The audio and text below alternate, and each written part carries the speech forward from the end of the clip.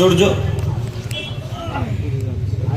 সম্মানিত উপস্থিতি, একটু আপনারা আমার দিকে চেয়ে থাকেন। এক, দুই, আজকে এই মঞ্চটা যদি ইসলামিক মঞ্চ না হতো, আজকে যদি এই সভাটা ইসলামিক সভা না হতো, যদি আজকের নদিয়া জেলার ওই লুচ্চা শফিক ছেলেটা আসতো, তাহলে আজকে এই মঞ্চটা ফাঁকা থাকতো না। ঠিক, হ্যাঁ, ফাঁকা থাকতো? ফাঁকা থাকতো না। যত যুবক ছেলেরা 17, 18, 20 বছরের ছেলেরা রাস্তাঘাটে ঘোরাঘুরি করছে, এরা সব ফার্স্ট কাতারে থাকতো, এরা কেউ পিছনে দাঁড়িয়ে থাকতো না। আজকে এটা মোহাম্মদ সাল্লাল্লাহু আলাইহি ওয়াসাল্লামের সভা, তো আজকে এখানে হাদিস কোরআনের আলোচনা হবে, তাই এরা মেলাতে ঘুরে, তাই এরা রাস্তাতে দাঁড়িয়ে থাকে, তাই এরা বাইরে দাঁড়িয়ে আছে। যদি এখানে গানের আসর হতো, গানের সভা হতো, তাহলে কেউ বাইরে থাকতো না, এই প্যান্ডেলের প্রয়োজনই হতো না। এরা সবাই বলতে, কিসের প্যান্ডেল রে, মানুষ তো এমনিতেই আটে না, চপ প্যান্ডেলকে ভেঙে ঘুরিয়ে দে, সামনে কাদের দাঁড়িয়ে থাকা লাগবে। ওই যুবকরা আজকে বাইরে দাঁড়িয়ে আছে, দেখেন, আপনি খোঁজ নিয়ে দেখেন। আর মুরব্বী সাহেব, আপনাকেও বলেছি, আপনাদের নদিয়া জেলা কৃষ্ণনগরে জালসা দিয়েছেন, আলহামদুলিল্লাহ, ভালো কথা। আপনি স্থানে এসেছেন, আপনার ছেলে কোথায়, যেটা আপনার দায়িত্বটা আল্লাহ আপনাকে জিজ্ঞাসা করবে কিয়ামতের মাঠে, এ কথা মাথায় রাখবেন। আপনার ছেলে যদি আজকে কোন নারীর গা হাত ধরে ঘুরে বেড়াই, আপনার ছেলে যদি আজকে কোনো গার্লফ্রেন্ডের হাত ধরে ঘুরে বেড়াই, এই পাপ আপনার ছেলের যত হবে, আপনার ঠিক ততটাই হবে, এ কথা মুহাম্মদ সাল্লাল্লাহু আলাইহি ওয়াসাল্লাম বলেন। অতএব আপনাকে আমি অনুরোধ জানাচ্ছি, নীতি পরিবর্তন করেন। বাপ আপনি, প্রশ্ন আল্লাহ আপনাকে করবে, আমাকে নয়। গার্জেন আপনি, প্রশ্ন আল্লাহ আপনাকে করবে, আমাকে নয়। মুহাম্মদ সাল্লাল্লাহু আলাইহি ওয়াসাল্লাম বলেন, আলা কুল্লুকুম রাইন, পৃথিবীর মানুষ তোমরা মনে রেখো, প্রত্যেকটা মানুষ প্রত্যেকের জন্য দায়িত্বশীল। অকুল্লুকুম মাসউলুন আন রায়াতিহি, কিয়ামতের মাঠে আল্লাহ তাআলা প্রত্যেকটা দায়িত্বশীল ব্যক্তিকে কিয়ামতের মাঠে জিজ্ঞাসা করবেন। যে যে দায়িত্বে আছে তাকে আল্লাহ সেই দায়িত্ব সম্পর্কে জিজ্ঞাসা করবেন। বাপকে জিজ্ঞাসা করা হবে ছেলে মেয়ে সম্পর্কে, স্বামীকে জিজ্ঞাসা করা হবে স্ত্রী সম্পর্কে, মাকে জিজ্ঞাসা করা হবে ছেলে মেয়ে সম্পর্কে। যে যে দায়িত্বে আছেন প্রত্যেকটা দায়িত্বশীল ব্যক্তিকে আল্লাহ তাআলা কিয়ামতের মাঠে জিজ্ঞাসা করবেন। সেদিন যদি আল্লাহ জিজ্ঞাসা করে, ও মুরব্বী সাহেব, আপনার ছেলে মেলাতে ঘুরছিল, আপনি কি করছিলেন, এই প্রশ্নের উত্তর শ্রেণীর মানুষ দিতে পারবে? জি, যদি আল্লাহ সেদিন কিয়ামতের মাঠে জিজ্ঞাসা করে, ও আব্দুর রহমান সাহেব, আপনার কন্যা ওই বাজারে ঝুড়ি জিলাপি ক্রয় করেছিল, ফুচকার স্টলে ফুচকা খাচ্ছিল, ছেলে মেয়ে একসাথে ধাক্কা মারামারি করে, আপনি কি করছিলেন, এই প্রশ্ন যদি আল্লাহ কিয়ামতের মাঠে করে, তাহলে এই গ্রামে যে মেয়েটা ঘুরছিল তার বাপ জিজ্ঞাসার উত্তর দিতে পারবে? জিজ্ঞাসার উত্তর দিতে পারবে না। যখন বাপ বেটি প্রশ্নের উত্তর দিতে পারবে না, তখন আল্লাহ তাআলা বলবে, আচ্ছা ঠিক আছে, যাও, এখন বাপ বেটি একসাথে জাহান্নামে থাকো। সেদিন কত ভালো লাগবে। মুরব্বী, আপনি বুঝেননি ক্ষমতা কি জিনিস, আপনি বুঝেননি দায়িত্ব কি জিনিস, দায়িত্ব সম্পর্কে জানেন না, তাই তো আপনি দায়িত্ব নিয়ে বসে আছেন। প্রত্যেকটা বাপের উচিত ছিল, প্রত্যেকটা গার্জেনের দায়িত্ব ছিল, আজকে আমাদের এলাকাতে জালসা হবে, হাজার হাজার লোক আজকে জালসাতে আসবেন, হাজার হাজার মানুষ আজকে বক্তব্য শ্রবণ করতে আসবেন। দূর দূর থেকে বক্তারা আসছে, কেউ মুর্শিদাবাদ থেকে, কেউ বর্ধমান থেকে, কেউ কলিকাতা থেকে, হাজার হাজার লোক আসবে বক্তব্য শুনতে বক্তাদের। অতএব আমার কন্যাকে যদি হাজার নারী হাজার পুরুষ আজকে দেখেন, হাজার পুরুষ যত পাপী, আমার কন্যার আমি একাই তত পাপী, এ কথা মুহাম্মদ সাল্লাল্লাহু আলাইহি ওয়াসাল্লাম বলেন। এখন সেনপুরের মানুষের কাছে একটাই আমার জিজ্ঞাসা, একজন হাত তুলে বলেন যে আমার কন্যা আজকে মেলাতে ঝুড়ি জিলাপি ফুচকা খাচ্ছিল, আমার মেয়েকে কেউ ধাক্কা মারে? হাত তুলে বলেন। পারবেন না? পারবেন না ভাই, বলতে পারবেন না। আপনাদের চুপ থাকায় প্রমাণ করে আপনার মেয়েকে আজকে ধাক্কা মেরেছে, আপনার মুখ বন্ধ থাকায় প্রমাণ করে আপনার মেয়েকে আজকে ধাক্কা মেরেছে। ধাক্কা মারাটাই স্বাভাবিক। হাজার হাজার যুবক, হাজার হাজার লুচ্চা ছেলে, হাজার হাজার মানুষ আপনার মেয়ের পিছনে ঘুরে বেড়ায়, আপনার লজ্জা লাগে না? আপনার হায়া হয় না? ওটা কি ইহুদির মেয়ে? ওটা কি খ্রিস্টানের মেয়ে? ওরা কি নাসারা? ওরা কি সাঁওতাল নাকি? আপনি মুসলমান বাচ্চা, মুসলমান, আপনি আল্লাহকে মান্যতা দেন, আপনি মুহাম্মদ সাল্লাল্লাহু আলাইহি ওয়াসাল্লামের কথা বিশ্বাস করেন, অথবা আপনার কোন বিনা বোরখায়, বিনা চাদরে, বিনা গায়ে মাথায় কাপড় দিয়ে আপনার মেয়ে চলাচল করতে পারে না। খ্রিস্টানদের মেয়েদের বৈশিষ্ট্য রাস্তায় বিনা বোরখায় চলাচল করে, বৌদ্ধ ধর্মের একটা বৈশিষ্ট্য যে বিনা বোরকায় চলাচল করে, আপনি দেখেননি? ইহুদিরা যখন রাস্তাঘাটে বের হয় তোর মাথার কাপড়কে ফেলে দেয়, বুকে রন্নাকে ফেলে দিয়ে রাস্তাঘাটে চলাচল করে। আজকে সেনপুরের মেলাতে যার সাথে যত নারী ঘোরাঘুরি করছিল, এরা কি সবাই ওই ইসরায়েল থেকে ইহুদিদের কন্যারা এসেছিল? যে একটা ইসরায়েলের কন্যা এই মুর্শিদাবাদে, পশ্চিমবঙ্গে একটা ইসরায়েলের কন্যা আসবে না কেন? ইসরায়েলেরা মুসলমানদেরকে মানুষই মনে করে না, তাই তারা আসবে। আপনি জানেন না ইসরায়েল খ্রিস্টান নাসারারা ইহুদিরা মুসলিমদেরকে মানুষ মনে করে না, তাই তো আপনার দিনী ভাইকে গাঁজাতে কচু কাটা করে কাটছে, আপনি দেখেননি কেন? তাদের নীতিতে আপনার মেয়েকে চলতে দিলেন। তাই তো আপনার ভাইকে আজকে ফিলিস্তিনে কচু কাটা করে কাটছে, আপনি দেখতে পান না কেন? খ্রিস্টানদের নীতি গ্রহণ করলেন, কেন বৌদ্ধদের নীতি গ্রহণ করলেন আপনি, কেন আপনি ইহুদিদের নীতি গ্রহণ করলেন? আপনি জানেন না আল্লাহ তাআলা বললেন, ইয়া আইয়ুহাল্লাযীনা আমানু, হে পৃথিবীর ইমানদার মানব সম্প্রদায়, লা তাত্তাখিযুল ইয়াহুদা ওয়া নাসারা আউলিয়া, তোমরা ইহুদি এবং খ্রিস্টানকে বন্ধুরূপে গ্রহণ করো না। বাণীকার আল্লাহর। কথা বলেন একটু আমার সাথে, আল্লাহ। বাণীকার আল্লাহর। মহান আল্লাহ তাআলা বলেন, হে পৃথিবীর ইমানদার মানব সম্প্রদায়, তোমাদেরকে বলছি তোমরা শোনো, লা তাত্তাখিযুল ইয়াহুদা নাসারা আউলিয়া, তোমরা ইহুদি এবং খ্রিস্টানকে বন্ধুরূপে গ্রহণ করো না। কেন? বাদুহুম আউলিয়া বাদ, ইহুদি এবং খ্রিস্টান তারা আপসে বন্ধুত্ব রাখে। যদিও পেপার পত্রিকা, ইউটিউব, ফেসবুক, ইনস্টাগ্রাম, টুইটার আপনারা দেখতে পাচ্ছেন যে আমেরিকা মাঝে মাঝে ইসরায়েলের সাথে শত্রুতা করেছে, দেখতে পাননি ফেসবুকে? দেখেছেন তো? এগুলো সব ওপর ওপর আমাকে আপনাকে দেখার জন্য শত্রুতা করে, কিন্তু ভেতরে ভেতরে তাদের দোস্তি ঠিকই আছে।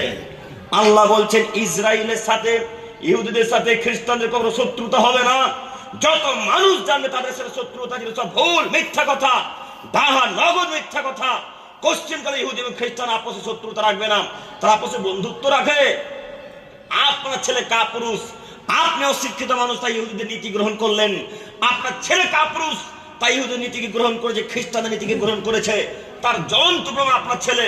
ওই যে কিছুদিন আগে মেসি এসেছিল, 150 কোটি টাকা দিয়ে ভারতের লোক মেসিকে নিয়ে এসেছে তার দেশ থেকে। 150 কোটি টাকা দিয়ে মেসিকে ভারতের লোক নিয়ে এসেছে।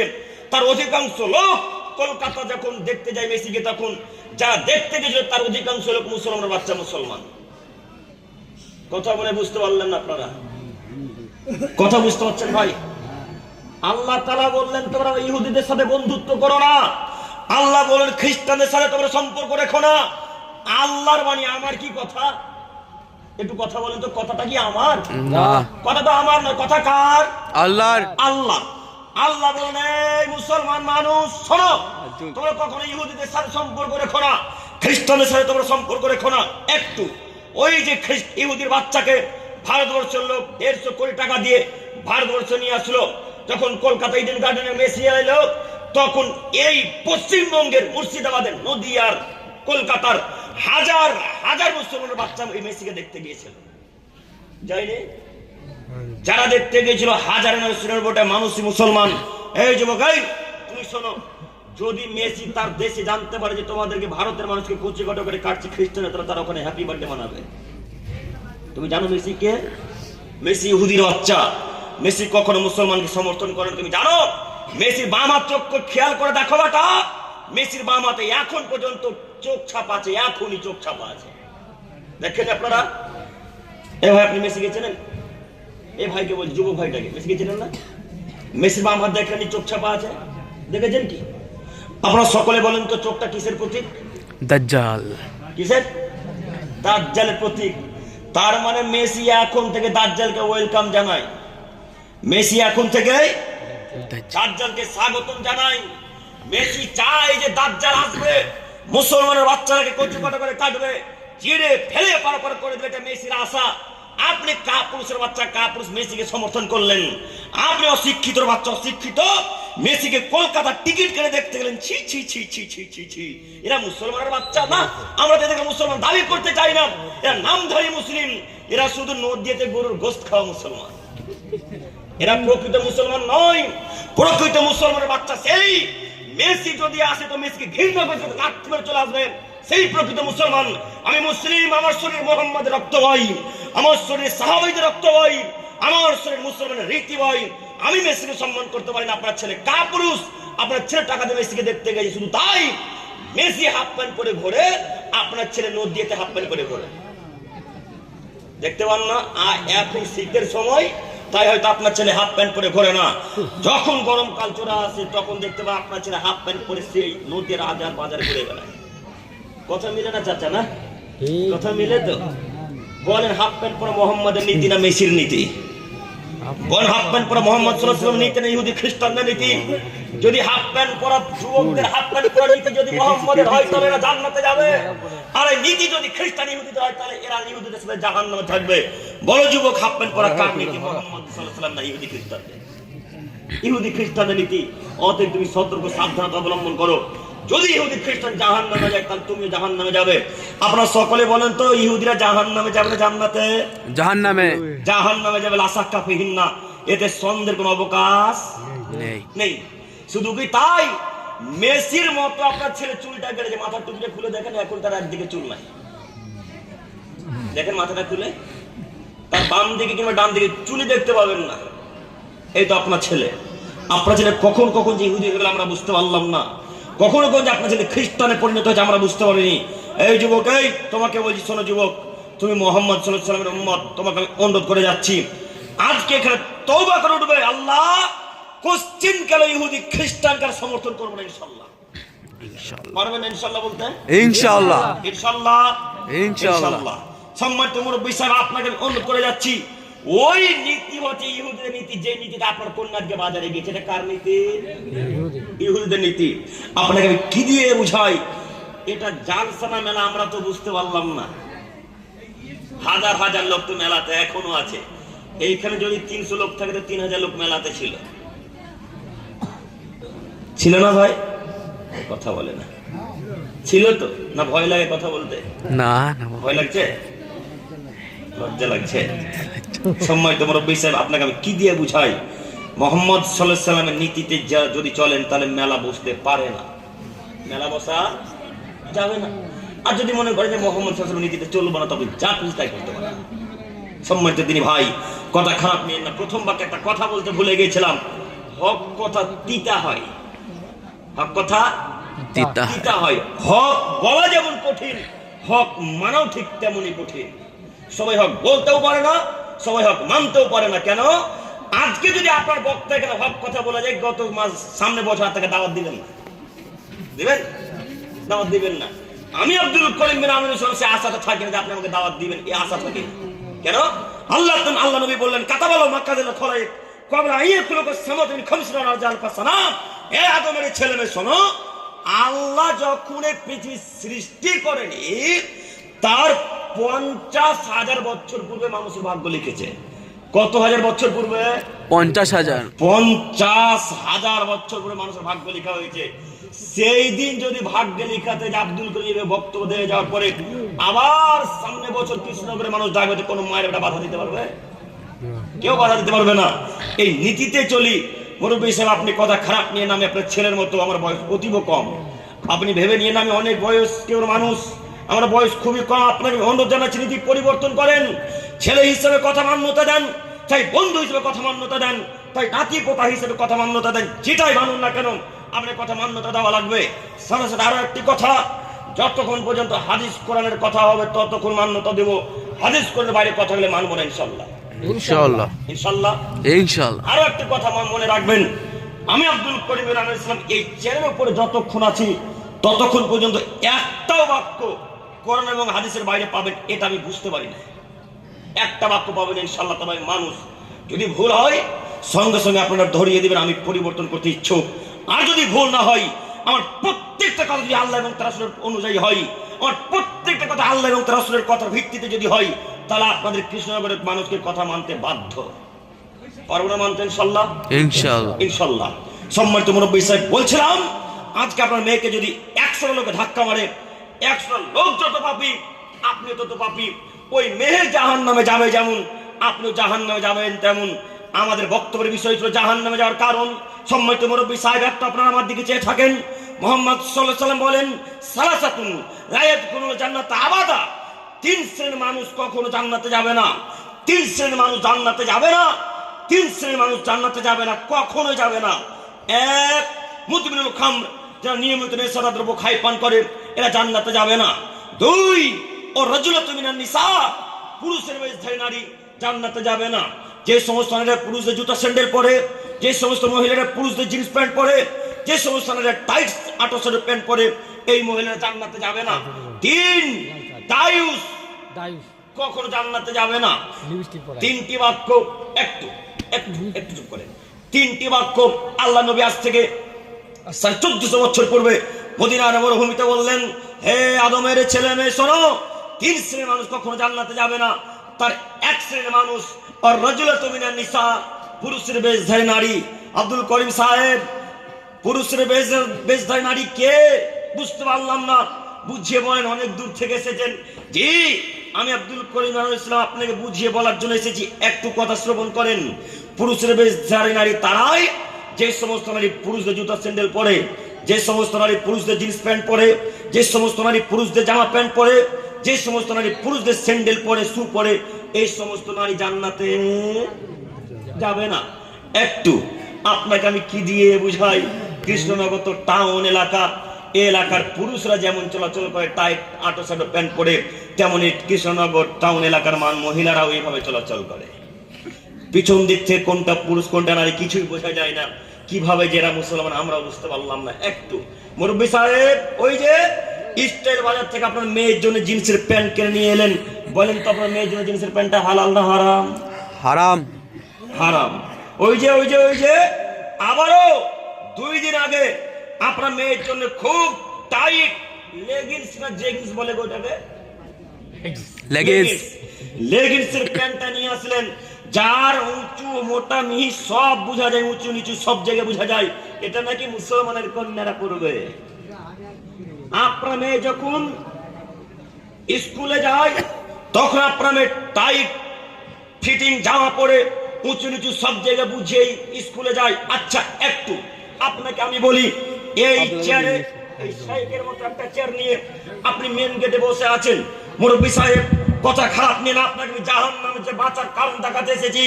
একটু আপনি আমার দিকে চেয়ে থাকেন, কিছুক্ষণের জন্য মনে করেন এটা আপনার বাড়ির মেন গেট। একটু চুপ করেন। কিছুক্ষণের জন্য মনে করেন এটা আপনার বাড়ির মেন গেট। এই মেন গেটের সামনে আপনি আমাদের মতো এই শাইখের মতো বসে আছেন।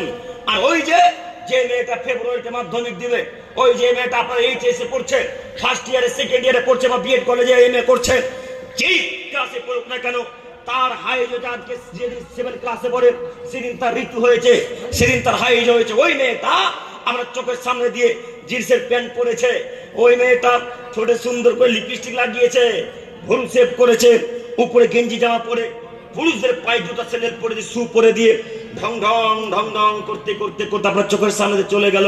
আপনি দেখতে পান না? আপনি কি অন্ধ? আপনি কি কানা? শরীরে কি রক্ত নাই? যা যে সবই পুজ। আপনি কি মুসলমানের বাচ্চা নন? আপনি কি খ্রিস্টান? আপনি কি নাসারা? আপনি কি বৌদ্ধ? ছি, এটা মুসলমানের কন্যা। ছি, এটা মুসলমানের কন্যা। মুসলমানের কন্যা কখনো জিন্সের প্যান্ট পরতে পারে না। খ্রিস্টানদের কন্যা জিন্সের প্যান্ট পরে। খ্রিস্টানদের একটা বৈশিষ্ট্য আছে, তারা বাড়ি থেকে বের হয় উলঙ্গ হয়ে বাড়ি থেকে বের হয়। দেখেননি আপনারা? আপনাদের নদিয়া জেলাতে তো অনেক খ্রিস্টান মানুষ বসবাস করে, দেখতে পান না? ওই যে একটা স্টেশন আছে হাবিবুল্লাহ না কি বলে একটা স্টেশন আছে এদিকে কালীনগর পার করে, হবিবপুর না কি, হ্যাঁ, ওই স্টেশনটা থেকে বাম দিকে নেমে গিয়ে দেখবেন হাজারো খ্রিস্টান বসবাস করে, প্রতি রবিবারে শুকরের মাংস বিক্রয় করে। ওইখানকার মহিলাদেরকে দেখবেন লাখো লাখো নারী জিন্সের প্যান্ট পরে ঘোরাঘুরি করে। ওটা কি জিন্স? ওটা কি খ্রিস্টানের মেয়ে? আপনার চোখের সামনে জিন্সের প্যান্ট পরে চলাচল করে, আপনার চোখের সামনে দিয়ে লেগিংসের প্যান্ট পরে চলাচল করে, আপনি দেখতে পান না? মুসলমানের বাচ্চা, মুসলমানের কন্যা কখন জিন্সের প্যান্ট পরতে পারে না? আপনার চোখের সামনে দিয়ে যখন আপনার কন্যার জিন্সের প্যান্ট পরে চলে গেল তখন বলতে পারলেন না, রহিমা জিন্সের প্যান্ট পরেছ? দাঁত ভেঙে দেবো একেবারে। তুই মুসলমানের বাচ্চা, মুসলমান, তুই মোহাম্মদ সাল্লাল্লাহু আলাইহি ওয়াসাল্লামের উম্মত, তুই মোহাম্মদ সাল্লাল্লাহু আলাইহি ওয়াসাল্লামের উম্মত, অতএব তুই মোহাম্মদের কথার বাইরে যেতে পারিস না। শোন, আজকের পর যদি চলাচল করতে হয়, বাইরে যদি যেতে হয়, তাহলে ঢিলাঢালা পোশাক পরে যেতে হবে। এটা কার আদেশ? মুহাম্মদ সাল্লাল্লাহু আলাইহি ওয়াসাল্লাম। আল্লাহ এবং তার মুহাম্মদ সাল্লাল্লাহু আলাইহি ওয়াসাল্লামের আদেশ। আপনাকে আমি কি দিয়ে বুঝাই? আল্লাহর আদেশ। কোরআন মাজিদ কই? কোরআন মাজিদ নাই? আচ্ছা নেই, বসে যান, যেতে হবে না। ওই কোরআন মাজিদে একটা আয়াত আছে, মহান আল্লাহ তাআলা বলেন, ওয়াকরনা ফি বুয়ুতিকুন্না ওয়ালা তাবারুজাল জাহিলিয়াতুল উলা। এই পৃথিবীর মানুষ, তোমার মনে রাখো, তোমাদের কন্যারা, তোমাদের স্ত্রীরা, তোমাদের পুত্রবধূরা বাড়িতেই থাকবে বেহায়া নারীদের মতো, নির্লজ্জ নারীদের মতো, বেশ্যালয়ের প্রতিদলের নারীদের মতো নিজেদেরকে প্রদর্শনী দিয়ে উলঙ্গের রাস্তায় চলাচল করতে পারে না। মহান আল্লাহ তাআলা বলেন, যেমন জাহেলিয়াতের নারীরা নগ্ন চলাচল করত, যেমন আরবের জাহেল নারীরা নগ্ন অর্ধনগ্ন চলাচল করত, ওইভাবে চলাচল তোমাদের মুসলমান বাচ্চারা চলাচল করতে পারে না। এটা আল্লাহ তাআলার আদেশ। আল্লাহ তাআলা বলেন, ওমিন আয়াতিয়ান খালাকালাকুম মিন আনফুসিকুম আজওয়াজা। পৃথিবীর মানুষ, তোমার মনে রেখো, আমি তোমার মধ্য থেকে সৃষ্টি করলাম তোমার স্ত্রীকে, লিতাসকুনু ইলাইহা, যেন তুমি তার কাছে শান্তি তৃপ্তি পাও। এই কারণে একটু যুবক ভাই, এই একটু আপনার আমার দিকে দেখেন তো। ওই যুবক, পিছনে সব যুবকদেরকে দেখতে পাচ্ছি, সামনে সব তো বৃদ্ধ, সামনে তো সব বৃদ্ধ, এরা সব পিছনে। আচ্ছা, পিছনেই থাকেন আপনি তো। আজকে আমি তো শফিক নয় যে সামনে আসবেন, ঠিক। আমি তো শফিক নই যে আমি এখানে ড্যান্স করব। আমি তো আপনাকে পুঁতেই দেবো আজকে হাদিস কোরআন দিয়ে, তাই পিছনে আছে। একটু থাকেন, ওখানে থাকেন। আচ্ছা, আল্লাহ বললেন যে আমি তোমার মধ্য থেকে সৃষ্টি করলাম তোমার স্ত্রীকে। কাকে? কথা বলেন, কথা বলেন। স্ত্রীকে। কেন? লিতাসকুনু ইলাইহা, যেন তুমি তার কাছে শান্তি তৃপ্তি পাও। এই কারণে মহিলাদেরকে আল্লাহ তাআলা আমাদের মধ্য থেকে সৃষ্টি করেছে। কেন? স্বামীকে শান্তি তৃপ্তি দেবে। এই কারণে, একটাই কারণ তার, শুধু স্বামীকে শান্তি তৃপ্তি দেবে, ছেলে মেয়েকে মানুষের মতো মানুষ করবে, আর বাড়ির সংসারী কাজকর্ম করবে, এটাই তার কাজ। তাছাড়া তার বাড়ির বাইরে আর কোনো কাজ নেই। এটা আল্লাহর আদেশ। একটু এবার আপনাকে বলি, আচ্ছা, আপনার স্ত্রী, আপনি দেখবেন আপনি শান্তি তৃপ্তি নিবেন না ফুচকা বালাও নিবে?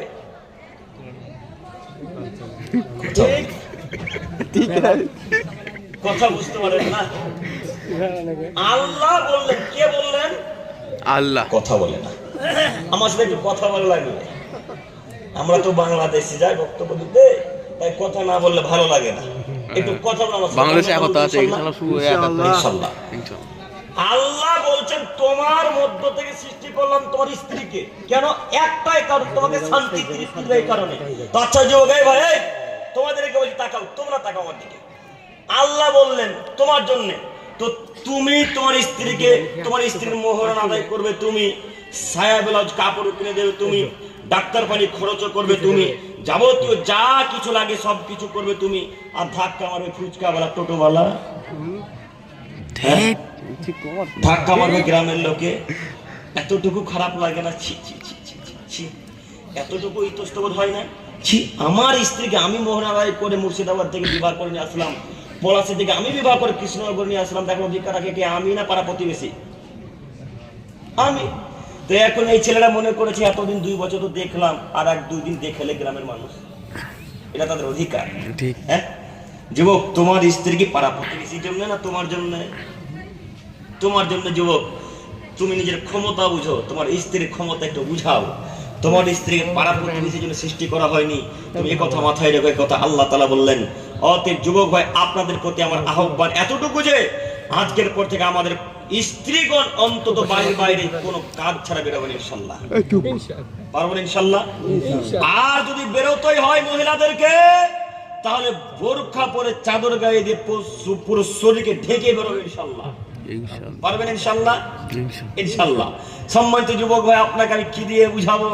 আপনার স্ত্রী যদি ওই বেপরদার কারণে জাহান্নামে যায়, তো ওই ছেলেটা যদি তাহাজ্জুদের সালাত আদায় করে ও জাহান্নামে যাবে। কেন? এ তো দায়ুস, এ তো দায়িত্বশীল ব্যক্তি ছিল, তার দায়িত্বে থাকার পর, তার আন্ডারে থাকার পর তার স্ত্রীকে কন্ট্রোল করতে পারে, তাই তার স্ত্রীর সাথে সেও জাহান্নামে যাবে। অতএব যুবক ভাই, আপনাকে আমি অনুরোধ করে যাচ্ছি, নীতি পরিবর্তন করেন, নাহলে কিয়ামতের মাঠে টিকতে পারবেন না। 1 2 দায়ুস, বাড়িতে যে লোকটা বেহায়া কোনো সুযোগ দেয়, সে লোকটা জান্নাতে যাবে না। ও মুরব্বী সাহেব, এতক্ষণ তো স্বামীর কথা চলছিল, এবার আপনার কথা। ও দাদু, এবার তো আপনার কথা একটু আপনি লক্ষ্য করেন। বাড়ির গার্জেন আপনি হোক, চাই আপনার ছেলে হোক, আপনাকে অনুরোধ করে যাচ্ছি, বাড়ির গার্জেন যে হবে সে লোকটার নামই দায়ুস, ওই লোকটা জান্নাতে যাবে না। দায়ুসকে যে বাড়িতে টিভি সিরিয়াল চলেছে, নদিয়াতে টিভি সিরিয়াল চলে না, চলে টিভি আছে চলে। দায়ুসকে যার স্ত্রী বিনা বোরখায় রাস্তায় চলেছে, দায়ুসকে যার স্ত্রী বিনা বোরখায় রাস্তায় চলাচল করেছে, দায়ুসকে যার মোবাইলে গান বাজনা বাজেছে, দায়ুসকে যার কন্যা জিন্সের প্যান্ট পরে লেগিংসের প্যান্ট পরে স্কুল কলেজ বিশ্ববিদ্যালয়ে যাইছে। সম্মানিত মুরব্বী সাহেব, আপনাকে আমি অনুরোধ জানাচ্ছি, দায়ুসের খাতা থেকে নাম কাটাতেই হবে, নইলে জান্নাত অসম্ভব কখনো নয়। দায়ুসের খাতা থেকে যদি নাম হটাতে না পারেন, দায়ুসের খাতা থেকে যদি নাম কাটাতে না পারেন, তাহলে তাহাজ্জুদ দিয়ে জান্নাত হবে না, 5 ওয়াক্ত সালাত দিয়ে জান্নাত হবে না, হজ দিয়েও জান্নাত হবে না। জান্নাত কিন্তু দায়ুসের খাতা থেকে নাম কাটাতে হবে। সম্মানিত মুরব্বী সাহেব, দায়ুসের খাতা থেকে নাম কাটাতে হলে যে কোনো মূল্যে বাড়ির যত টিভি সিরিয়াল চলে, বাড়িতে যত বেহায়াপনা চলে, এই বেহায়াপনা মুখে লাথি মেরে চূর্ণ বিচূর্ণ করে দিতে হবে, এই গান বাজনার মুখে লাথি মারতে হবে।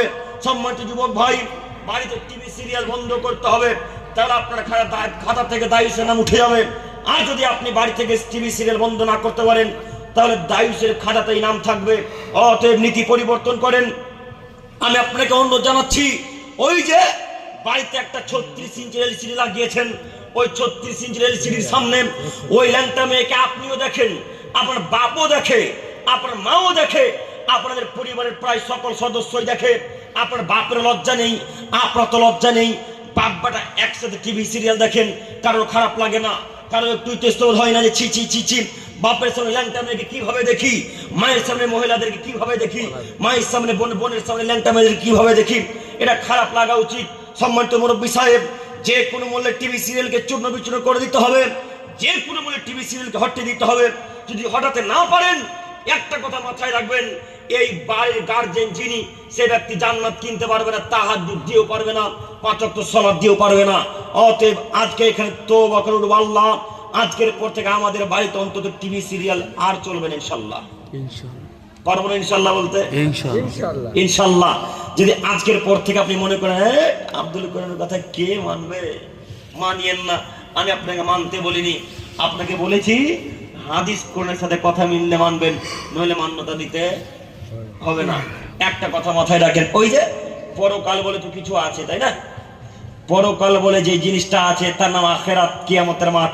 এই কিয়ামতের মাঠে আল্লাহ তাআলা জিজ্ঞাসা করবে, ও মুরব্বী সাহেব, একটু বলেন তো দেখি, বাড়িতে যে টিভি সিরিয়াল চলতে হয়, চালাতে হয় না, বা গান বাজনা বাজানো যায় না, এই ব্যাপারটা কি আপনি জানতেন না? তখন মুরব্বী সাহেব এক কথাটা বলবে, লা, জি না, আল্লাহ জানতাম যে টিভি সিরিয়াল বাজানো হারাম, চলা হারাম, এটা জানতাম না। তখন আল্লাহ তাআলা আরবি ভাষাতে তিনিও বলবেন, সব কথা আরবিতে কথোপকথন হবে, আপনি যদি আরবি নাও জানেন তো আরবিতে কথা বলতে পারবেন। তখন আল্লাহ বলবেন, কাযাবতা, ও মুরব্বী সাহেব, আপনি মিথ্যা কথা বলছেন কেন? সেই দিন সেনপুর কৃষ্ণনগর নদিয়াতে আব্দুল করিম আহমদ বলেনি যে বাড়িতে টিভি সিরিয়াল বাজানো হারাম, চলা হারাম, এই কথা আব্দুল করিম বিন আহমদ ইসলাম বলেনি। তখন আপনি বলবেন, নাম নাম নাম, হ্যাঁ হ্যাঁ হ্যাঁ হ্যাঁ, আল্লাহ বলেছিল, আব্দুল করিম ভাই বলেছিল, আব্দুল করিমের কথাকে আমরা মিথ্যা মনে করেছিলাম।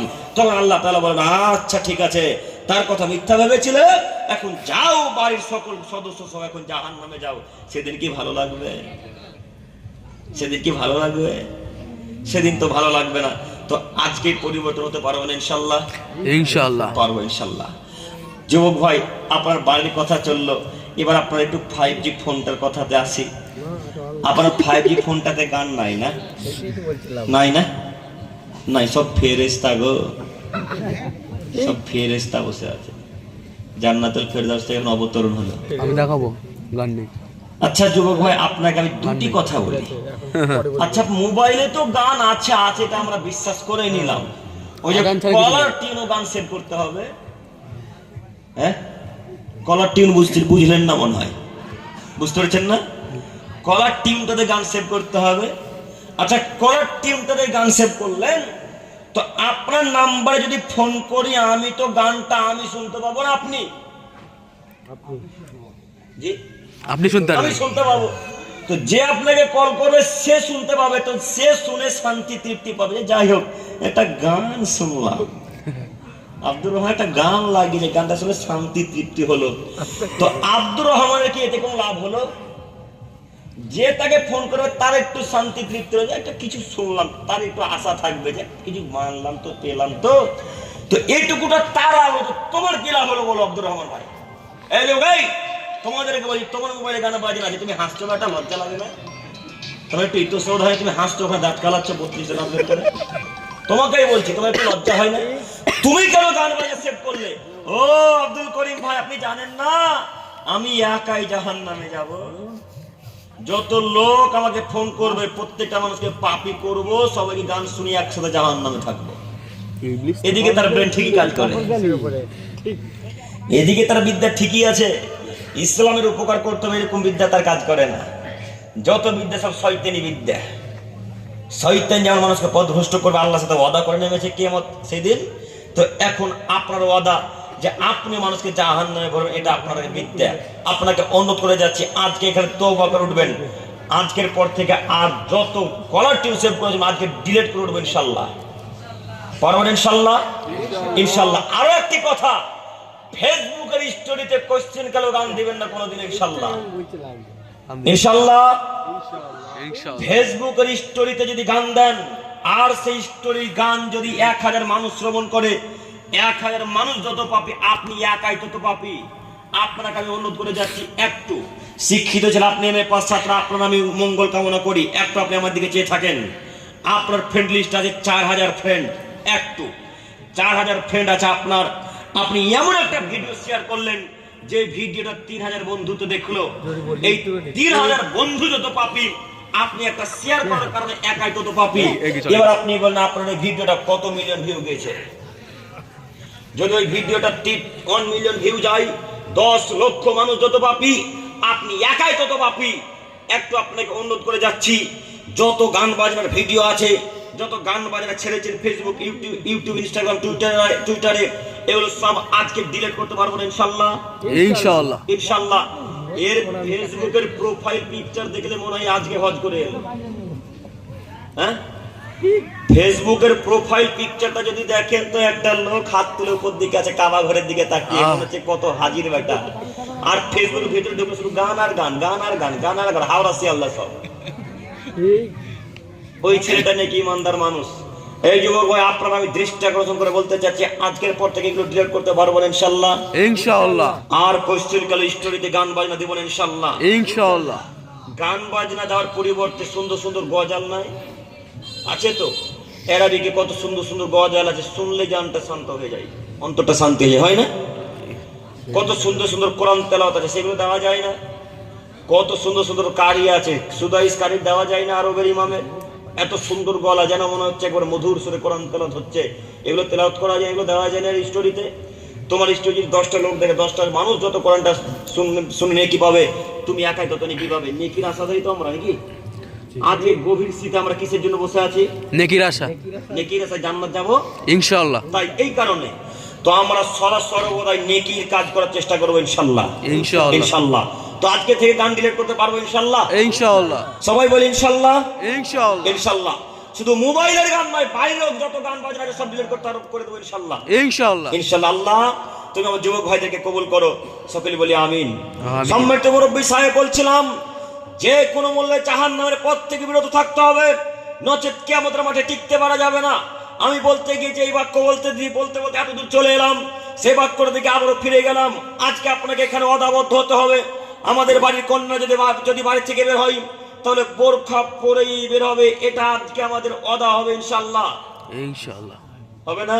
ইনশাআল্লাহ। ইনশাআল্লাহ। বাড়ির পুত্রবধূ হোক, বাড়ির কন্যা হোক, বাড়ির স্ত্রী হোক, যে কোনো মূল্যে বাড়ি থেকে বের হবে, পর্দা করে যাবে। যে কোনো মূল্যে কাল সকাল হতে হতে জোহরের পূর্ব পর্যন্ত বোরখা কিনতে হবে। সেনপুর বাজারে গিয়ে, কৃষ্ণনগর বাজারে গিয়ে আপনার স্ত্রীকে দেখার অধিকার আপনি রাখেন। কোনো পাড়া প্রতিবেশী, টোটো চালক, ভ্যান চালক, ফুচকাওয়ালা, চাচাতো ভাই, খালাতো ভাই, মামাতো ভাই, পাড়া প্রতিবেশীর কোনো মানুষ দেখার অধিকার রাখে না। আপনার অধিকার শুধু আপনার স্ত্রীর অধিকার আপনি রাখেন, কেউ দেখতে পারে না। তুমি স্ত্রীকে বাড়ি থেকে বের করলে আমরা কি পরিয়ে নিয়ে যাব? বোরখা। বোরখা পারবো না ইনশাআল্লাহ। ইনশাআল্লাহ। জোহরের পূর্ব পর্যন্ত কালকে বোরখা কিনতে পারবো ইনশাআল্লাহ। ইনশাআল্লাহ। ইনশাআল্লাহ। যে কোনো মূল্যে বোরখা কেনার চেষ্টা করেন। আমি আপনার দিনী ভাই হিসেবে আপনাকে অনুরোধ জানাচ্ছি, এরপরের বাক্য, সম্মানিত যুবক ভাই, এই যে চলে গেল 2 দিন আগে 25শে ডিসেম্বর, এই 25শে ডিসেম্বরে কে কে কেক কিনেছেন হাত তুলেন। তুলবেন না? না, কেউ কেক কিনেনি, কেউ কিনেনি। এই যুবক ভাই, সেদিন তোমার গার্লফ্রেন্ডকে কেক উপহার দাওনি? দাওনি? না বলছে গো, যারা না বলছে এরাই দিয়েছে, খোঁজ নিয়ে দেখেন, দেননি না? আলহামদুলিল্লাহ, আল্লাহ কবুল করো, সকলে বলে আমিন আমিন। সম্মানিত যুবক ভাই, একটা আপনাকে বলি, আচ্ছা আপনারা যে 25শে ডিসেম্বর ক্রিসমাস ডে বড়দিন হিসেবে পালন করছেন, আপনারা কি এর অর্থ জানেন? একজন জানেন? হাত তোলেন তো, যে জানেন। জানেন কেউ?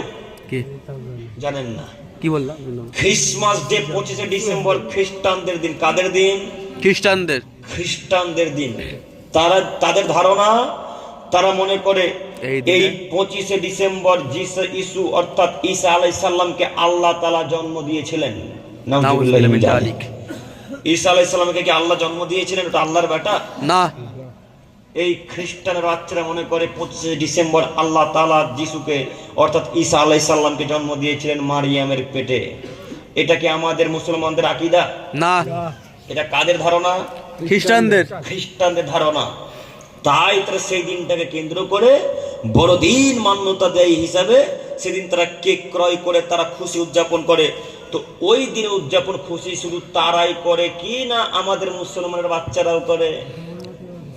মুসলমানের বাচ্চারাও করে। তাহলে আপনি বলেন এরা কেমন মুসলমান? এই জন্য প্রথম বাক্যে বললাম এরা নদিয়াতে গরুর গোশত খাওয়া মুসলমান। এরা শুনে শুনে মুসলমান, প্রকৃত মুসলমান নয়। সম্মানিত যুবক ভাই, আপনাকে আমি অনুরোধ করে যাচ্ছি, এই ক্রিসমাস ডেকে যতদিন পর্যন্ত বেঁচে থাকবো ততদিন পর্যন্ত আমি অন্তত সম্মান করব না। পারবো না ইনশাল্লাহ বলতে? ইনশাআল্লাহ। মুসলমানের বাচ্চা মুসলমান কখনো সম্মান করতে পারে না। শুধু কি তাই, এই মহিলার বাপ, এই নারীর বাপটা বলেছে, বেটি যাও ক্রিসমাস ডে তোমার শিক্ষককে স্বাগতম জানিয়ে এসো। এই বাপ মেয়েকে বলে, যাও আম্মু আজকে শিক্ষক দিবস, শিক্ষক দিবসে শিক্ষকদেরকে গিফট করে উপহার দিয়েছো, কলম দিয়ে এসো তুমি আম্মু, যাও।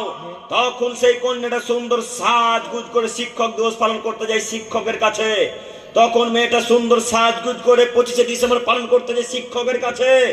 এই মহিলাটার বয়স 17 বছর, এই নারীটার বয়স আজকে 18 বছর। এ আজকে ক্লাস 10-এ পড়ে।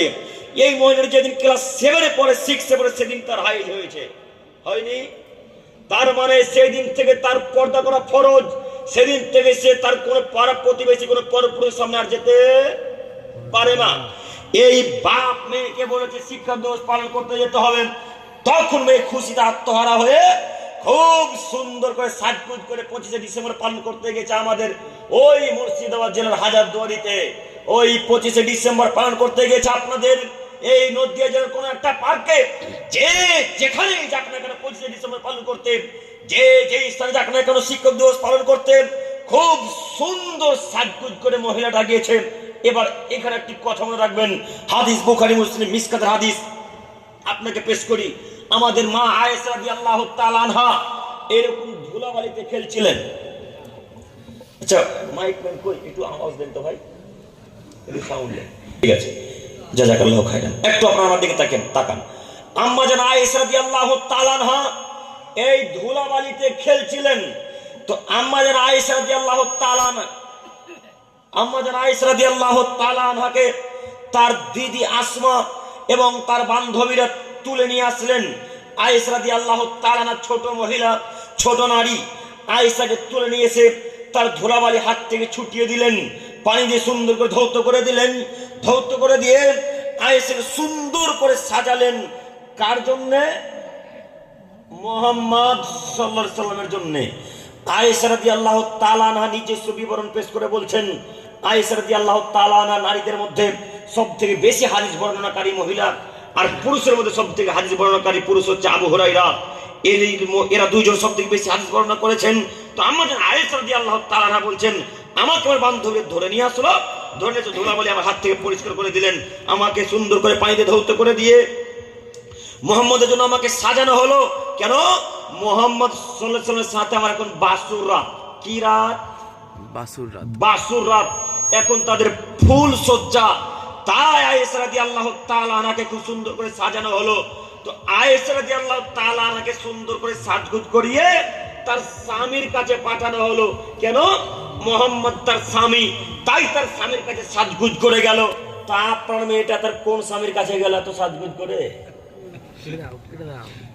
হ্যাঁ, আপনার মেয়েটা যে শিক্ষক দিবস পালন করতে গেল ঠোঁটে লিপস্টিক লাগিয়ে পুরো সেভ করে আর জিন্সের প্যান্ট পরে মাথার কাপড়কে ফেলে দিয়ে পেটের ওনার কাপড়কে ফেলে দিয়ে গেল, ওই মাস্টারের কাছে ওটা তার কয় নম্বর স্বামী? কেন ওর কাছে এত সাজগুজ করে যাবে? আপনি জানেন না আল্লাহ নবী 1450 বছর পূর্বে বললেন পৃথিবীতে দুটি পাপ রয়েছে মানুষ না করে পাপী। পৃথিবীতে দুটি পাপ রয়েছে মানুষ না করে পাপী। তার একটি হচ্ছে কেউ যদি শুধু বলে আসো জুয়া খেলি, ওকামের ওকা, আসো জুয়া খেলি। আরে নদিয়ার মানুষ জুয়া খেলেই নি, শুধু বলেছে তার বন্ধুকে আব্দুর রহমান জুয়া খেলি সময় কাটে না। এই কথাটা বলার জন্য শুধু তাকে 10 জন ফকিরকে করে সোয়া কেজি করে চাল দিতে হবে। কয়জন ফকিরকে? 10 জন ফকিরকে সোয়া কেজি করে চাল দিতে হবে। এখন কি আব্দুর রহমান জুয়া খেলেছে? এখনো খেলেনি, শুধু বলার কারণে এটা তার কাফারা। 1 2 যদি কোন নারী সাজগুজ করে আদর্শের মেখে কোন পরপুরুষের সামনে দিয়ে হেগে হেঁটে চলে যায়, যদি কোন নারী পরপুরুষের সামনে দিয়ে আদর্শের মেখে সুন্দর সাজগুজ করে কোন পরপুরুষের সামনে দিয়ে বেরিয়ে চলে যায়, তাহলে উনি বললেন সে জেনাকারী নারী, সে ব্যভিচারিণী, সে জেনাকারিণী, সে ব্যভিচারিণী। ও মুরব্বী সাহেব, আপনার কন্যা কি এখনো জেনা করেছে? এখনো তো আপনার কন্যা জেনা করেনি। ও মুরব্বী সাহেব, আপনার পতিন কি এখনো জেনা করেছে? এখন তো জেনা করেনি। আল্লাহর নবী বলেছেন সেটা জেনাকারী নারী। আমি আব্দুল করিম বিন আনোয়ার ইসলাম এতটুকু কথা পরিবর্তন করতে পারি না। আপনাকে আমি কি দিয়ে বুঝাই? প্রথম বাক্যে একটা কথা বলেছিলাম, একটা বাক্য যদি রাসূলের বিপক্ষে যায় তো আমার তো স্থান জাহান্নাম হয়ে যাবে। শুধু আমার কেন, পৃথিবীতে যত মানুষ আছে যদি একটা বাক্য রাসূলের বিরোধিতা করে, একটা বাক্য যদি রাসূলের বিপক্ষে বলে, তার স্থান জাহান্নাম। আমি আব্দুল করিম বিন আমিনুল ইসলাম আপনাদের নদিয়া জেলায় কৃষ্ণনগরে জাহান্নাম কিনতে আসি, জান্নাত কিনতে এসেছি, যে কথা মাথায় রাখবেন। সম্মানিত মুরব্বী সাহেব, আজকের পর থেকে আমার কন্যা অন্তত আর ক্রিসমাস ডে 25শে ডিসেম্বর আর শিক্ষক দিবস পালন করবে না ইনশাআল্লাহ। ইনশাআল্লাহ পারবো না ইনশাআল্লাহ বলতে? ইনশাআল্লাহ। আমাদের আমাদের বোনেরাও পালন করবে না। আমি মুসলমান, এটা আমাদের নীতি নয়। আমাদের দুইটা ঈদ, এক ঈদুল ফিত্র আর একটা ঈদুল আজহার। ঈদুল আজহা, এই দুই দিনে খুশি উদযাপন করেন। এই ছাড়া আর আপনাদের খুশি নেই। কেন আপনি খুশি উদযাপন করলেন? কেন আপনি সেই দিন পালন করলেন? সম্মানিত যুবক ভাই, আপনাকে অনুরোধ করে যাচ্ছি, 25শে ডিসেম্বর মান্যতা আপনি দিবেন না। সাথে সাথে আরো একটি কথা, সামনে আসছে 31st নাইট, তাই না? সামনে আসছে 31st নাইট। এই দিনে যে কত যুবক বাজি ফুটাবে আর ফটকা ফুটাবে, এই দিনে যে কত যুবক বম ফাটাবে আর বাজি ফাটাবে, আর কত তাদের ঠাটবাট এখন থেকে চিন্তা ভাবনা শুরু করেছে যে 31শে ডিসেম্বর রাত্রিতে আমরা অমুক জায়গায় ফিস্ট করতে যাব। এরকম চিন্তা ভাবনা হয়নি না যুবক ভাইরা? হয়েছে, হয়েছে। এই দিনকে তারা কেন্দ্র করে কত মানুষ যে 1 জানুয়ারির দিনে ফিস্ট করতে যাবে, পিকনিক করতে যাবে। কেউ যাবে ম্যাসেঞ্জার, কেউ যাবে হাজারদুয়ারি, কেউ যাবে কলকাতা, কেউ যাবে ভিক্টোরিয়া, কত জায়গায় যে মুসলমানের বাচ্চারা যাবে তা আল্লাহ ভালো জানেন। আপনারা একটু বলেন তো দেখি, 1 জানুয়ারি হলো খ্রিস্টানদের প্রথম দিন, আর 1 বৈশাখ আমাদের হিন্দু ভাইদের প্রথম দিন। এই 1 জানুয়ারি কি আপনার দিন? কথা বলে না না। এই 1 জানুয়ারি কি আপনার দিন? আরে না, 1 জানুয়ারি তো আপনার দিন নয়, তো আপনি কেন খুশি মানালেন? আপনি 31st নাইটের দিন ওই 31শে ডিসেম্বর রাত্রিতে সারা রাত্রি জাগরণ করে কেন আপনি হ্যাপি নিউ ইয়ার বললেন? আপনি যে বললেন হ্যাপি নিউ ইয়ার, এই হ্যাপি নিউ ইয়ার বলাতে কি কল্যাণ আছে একটু বলেন, আপনি কি কল্যাণ আছে? হ্যাপি নিউ ইয়ার, খুশির নতুন বছর, এই খুশির নতুন বছরে কি কল্যাণ আছে আপনি একটু বলেন তো দেখি। আচ্ছা, আপনার ক্যান্সার হয়েছে, একটু আপনি তাকান। চাচা, চাচা একটু দেখেন, আপনারা, আপনার ক্যান্সার হয়েছে, তো ভেলোরে ডাক্তার আপনাকে বলেছে আপনি 3 মাস বাঁচবেন। কয় মাস? একটু কথা বলেন। 3 মাস বাঁচবেন। তো 3 মাসের মধ্য থেকে 1 মাস অতিবাহিত হয়ে গেছে। আর কয় মাস আছে সাথে? 2 মাস। 2 মাস আছে। তো যখন আপনার হাতে 2 মাস আছে থাকবে, তখন আপনি বেশি খুশি উদযাপন করবেন না বেশি বেশি আল্লাহকে ডাকবেন? বেশি বেশি আল্লাহকে ডাকা উচিত। কেন? আপনার হায়াত কাছে আসছে, ফুরিয়ে আসছে। তাই তওবা ইস্তেগফার করে কাকে ডাকা উচিত এখন? আল্লাহকে। তো আল্লাহ আপনার বয়স দিয়েছিল 60 বছর, আল্লাহ আপনার বয়স দিয়েছিল 45 বছর। এই যুবক ভাইরা, আল্লাহ আপনার বয়স দিয়েছিল 65 বছর। তো এই যে 2025 সাল চলে গেল, তো 65 বছর থেকে একটা বছর কমলো না বাড়লো? কমলো। তো নিজের বয়স আয়ু কমে গেলে খুশি উদযাপন করে এরকম যুবক শুধু আমাদের ভারতবর্ষেই আছে। নিজের জীবন থেকে একটা বছর চলে গেল, খুশি একটা বছর কেটে গেল, তার মানে একটা বছর কমে গেল। আমার ছিল 65 বছর জীবন, আমার এখন কত বছর আছে? 64 বছর। একটা বছর চলে গেল। তো এই চলে যাওয়াতে খুশি উদযাপন করতে হবে না দুঃখ প্রকাশ করা লাগবে আল্লাহর কাছে? দুঃখ প্রকাশ করা লাগবে। তো যত যুবক আর যুবতী, যত মাস্টার মশাইরা, যত মানুষ এই পৃথিবীতে হ্যাপি নিউ ইয়ারকে কেন্দ্র করে খুশি উদযাপন করে, এদের কাউকে আপনারা শিক্ষিত মানুষ বলছেন? জি, এদের কাউকে আপনারা শিক্ষিত মানুষ মনে করেন? জি না, এদেরকে আমরা কাউকে শিক্ষিত মানুষ মনে করি না। ওরা অসভ্য, ওরা বেহায়া, ওরা বর্বর, ওরা নির্লজ্জ, ওরা বেহায়া মানুষ, ওরা অসভ্য মানুষ। নিজের জীবন থেকে একটা বছর চলে গেলে হাসি খুশি উদযাপন করতে হয় না, দুঃখ প্রকাশ করে আল্লাহকে বলা লাগে, আল্লাহ আমার জীবন থেকে একটা বছর চলে গেল, তুমি বড় দয়াবান, তুমি বড় ক্ষমাবান, তুমি বড় রহমান, তোমার দরবারে ভিক্ষা চাইছি আল্লাহ 2026 সাল যেন আমার ভালোভাবে কাটে। আল্লাহ 2026 সালে যেন আমার কোনো বিপদ না হয়। আল্লাহ তোমার দরবারে ভিক্ষা চাইছি 2026 সালে আমাদের পরিবারকে তুমি সুখে রেখো। আল্লাহ এই বছরটা যেন সারা জীবন আমরা ভালোভাবে থাকতে পারি, আমার ভাই বোন আত্মীয় যেন সবাই যেন সুখে থাকে। এটা আমাদের করণীয় ছিল, তাই না? এই বাক্যগুলো বলা উচিত ছিল। তো আপনি তো অশিক্ষিত কাপুরুষ যুবক, আপনি সেই কথা না বলে 1 জানুয়ারি দিন চলে গেলেন পিকনিক করতে, 2 জানুয়ারি দিন চলে গেলেন গার্লফ্রেন্ডকে নিয়ে পার্কে ঘুরতে, 3 জানুয়ারি দিন ঘুরতে চলে গেলেন বন্ধুদের সাথে। এই তো আপনি যুবক। এই যুবক শোনো, তোমার বিদ্যাকে যদি আজকে নদিয়া এই কৃষ্ণনগর সেনপুরে পুঁতে না দিতে পারি, জাতি সে আর কথা বলবেন ইনশাআল্লাহ। তোমার বিদ্যাও নেই, তোমার বুদ্ধিও নেই, তোমার মানবতাও নেই, তোমার হিতাহিত জ্ঞান নেই। তুমি জানো না 31 নাইট খ্রিস্টানদের দিন, 1 জানুয়ারি খ্রিস্টানদের দিন। যারা 1 জানুয়ারি মান্যতা দেবে তারা খ্রিস্টান, তারা ইহুদি। তুমি কি খ্রিস্টান? তুমি কি নাসারা? তুমি কি বৌদ্ধ? তুমি কি সাঁওতাল? তুমি মুসলমানের বাচ্চা মুসলমান। তুমি কখনো 1 জানুয়ারিকে মান্যতা দিতে পারো না, তুমি 31 নাইটে মান্যতা দিতে পারো না। যত মানুষ 31 নাইটে খুশি উদযাপন করে, যত মানুষ বাজি ফুটাই, যত মানুষ পটকা ফুটাই, যত মানুষ বম ফাটাই, এরা কেউ শিক্ষিত নয়।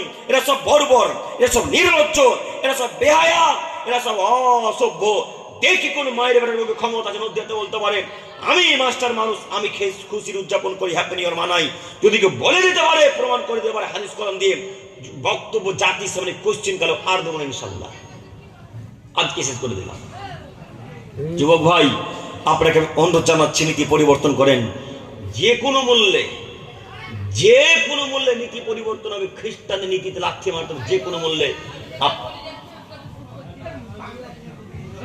এ ভাই, এই গল্প আছে?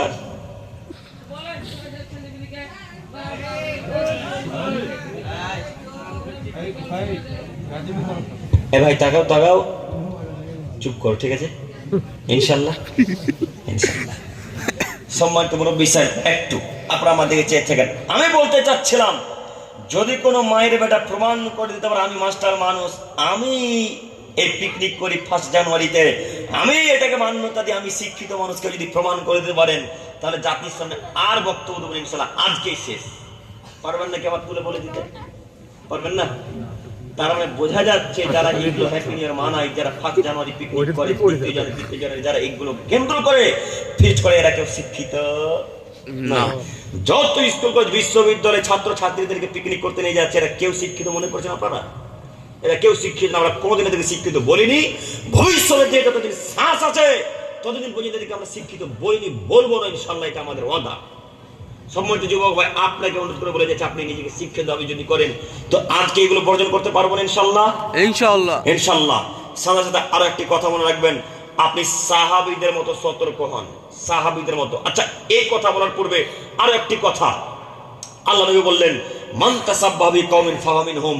পৃথিবীর মানুষ, তোমার মনে রেখো, যদি কোনো মানুষ কোনো ইহুদি খ্রিস্টান কোনো বেধর্মীদের নীতিকে অনুসরণ করে চলে, তাহলে তারা সেখানে যাবে। সবাই এক বাক্যে উত্তরে বলবেন, ইহুদি খ্রিস্টানরা জান্নাত যাবে না, জাহান্নামে যাবে, জাহান্নামে যাবে।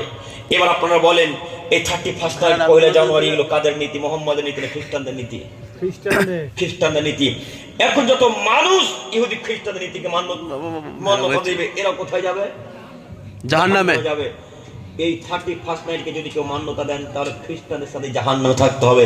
এই কথা মাথায় রাখেন, এটা মুহাম্মদ সাল্লাল্লাহু আলাইহি ওয়াসাল্লামের বাণী। এবার আপনাকে আমি দ্বিতীয় বাক্যে ফিরে গেলাম। যুবক ভাই, একটু সাহাবীদের মতো সতর্ক হও, সাহাবীদের মতো। সাহাবীরা কত সতর্ক দেখেন, আপনাকে দেখাচ্ছি একটু। মুরব্বী সাহেব, আরবি বাক্য মনে থাকবে না, আপনার বাংলা মনে রাখেন একটু। আমাদের নবী মক্কা থেকে মদিনা হিজরত করলেন, মক্কা থেকে মদিনা প্রবেশ করলেন। তো মক্কা থেকে মদিনাতে এসে দেখছেন খ্রিস্টানেরা সেদিন রোজা রেখেছে, যাকে আমরা আরবিতে সিয়াম বলি। সেদিন তারা সিয়াম রেখেছে। আমার মুখ দিয়ে বারবার সিয়াম বেরিয়ে যাবে, আপনারা সিয়াম মানে রোজা ভাববেন, একটু মনে থাকবেন ইনশাআল্লাহ। ইনশাআল্লাহ। মানে আমরা রোজা বলি না চট করে, একটু তাহলে সিয়াম বলা আমাদের অভ্যাস, সালাত আমাদের অভ্যাস। তাই যদি সিয়াম সালাত চলাতে ভাববেন, সালাত মানে নামাজ আর সিয়াম মানে রোজা। রোজা মনে থাকবে ইনশাআল্লাহ।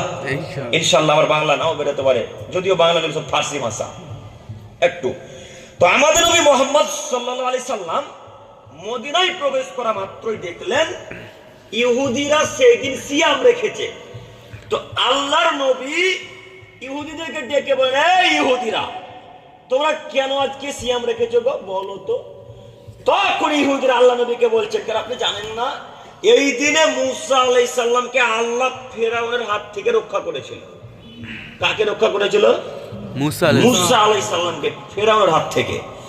তাই মুসা আলাইহিস সালাম এই দিনে শুকরিয়া স্বরূপ, ফেরাউনের মরা স্বরূপ মুসা আলাইহিস সালাম এই দিনে রোজা সিয়াম রেখেছিলেন, রোজা রেখেছিলেন।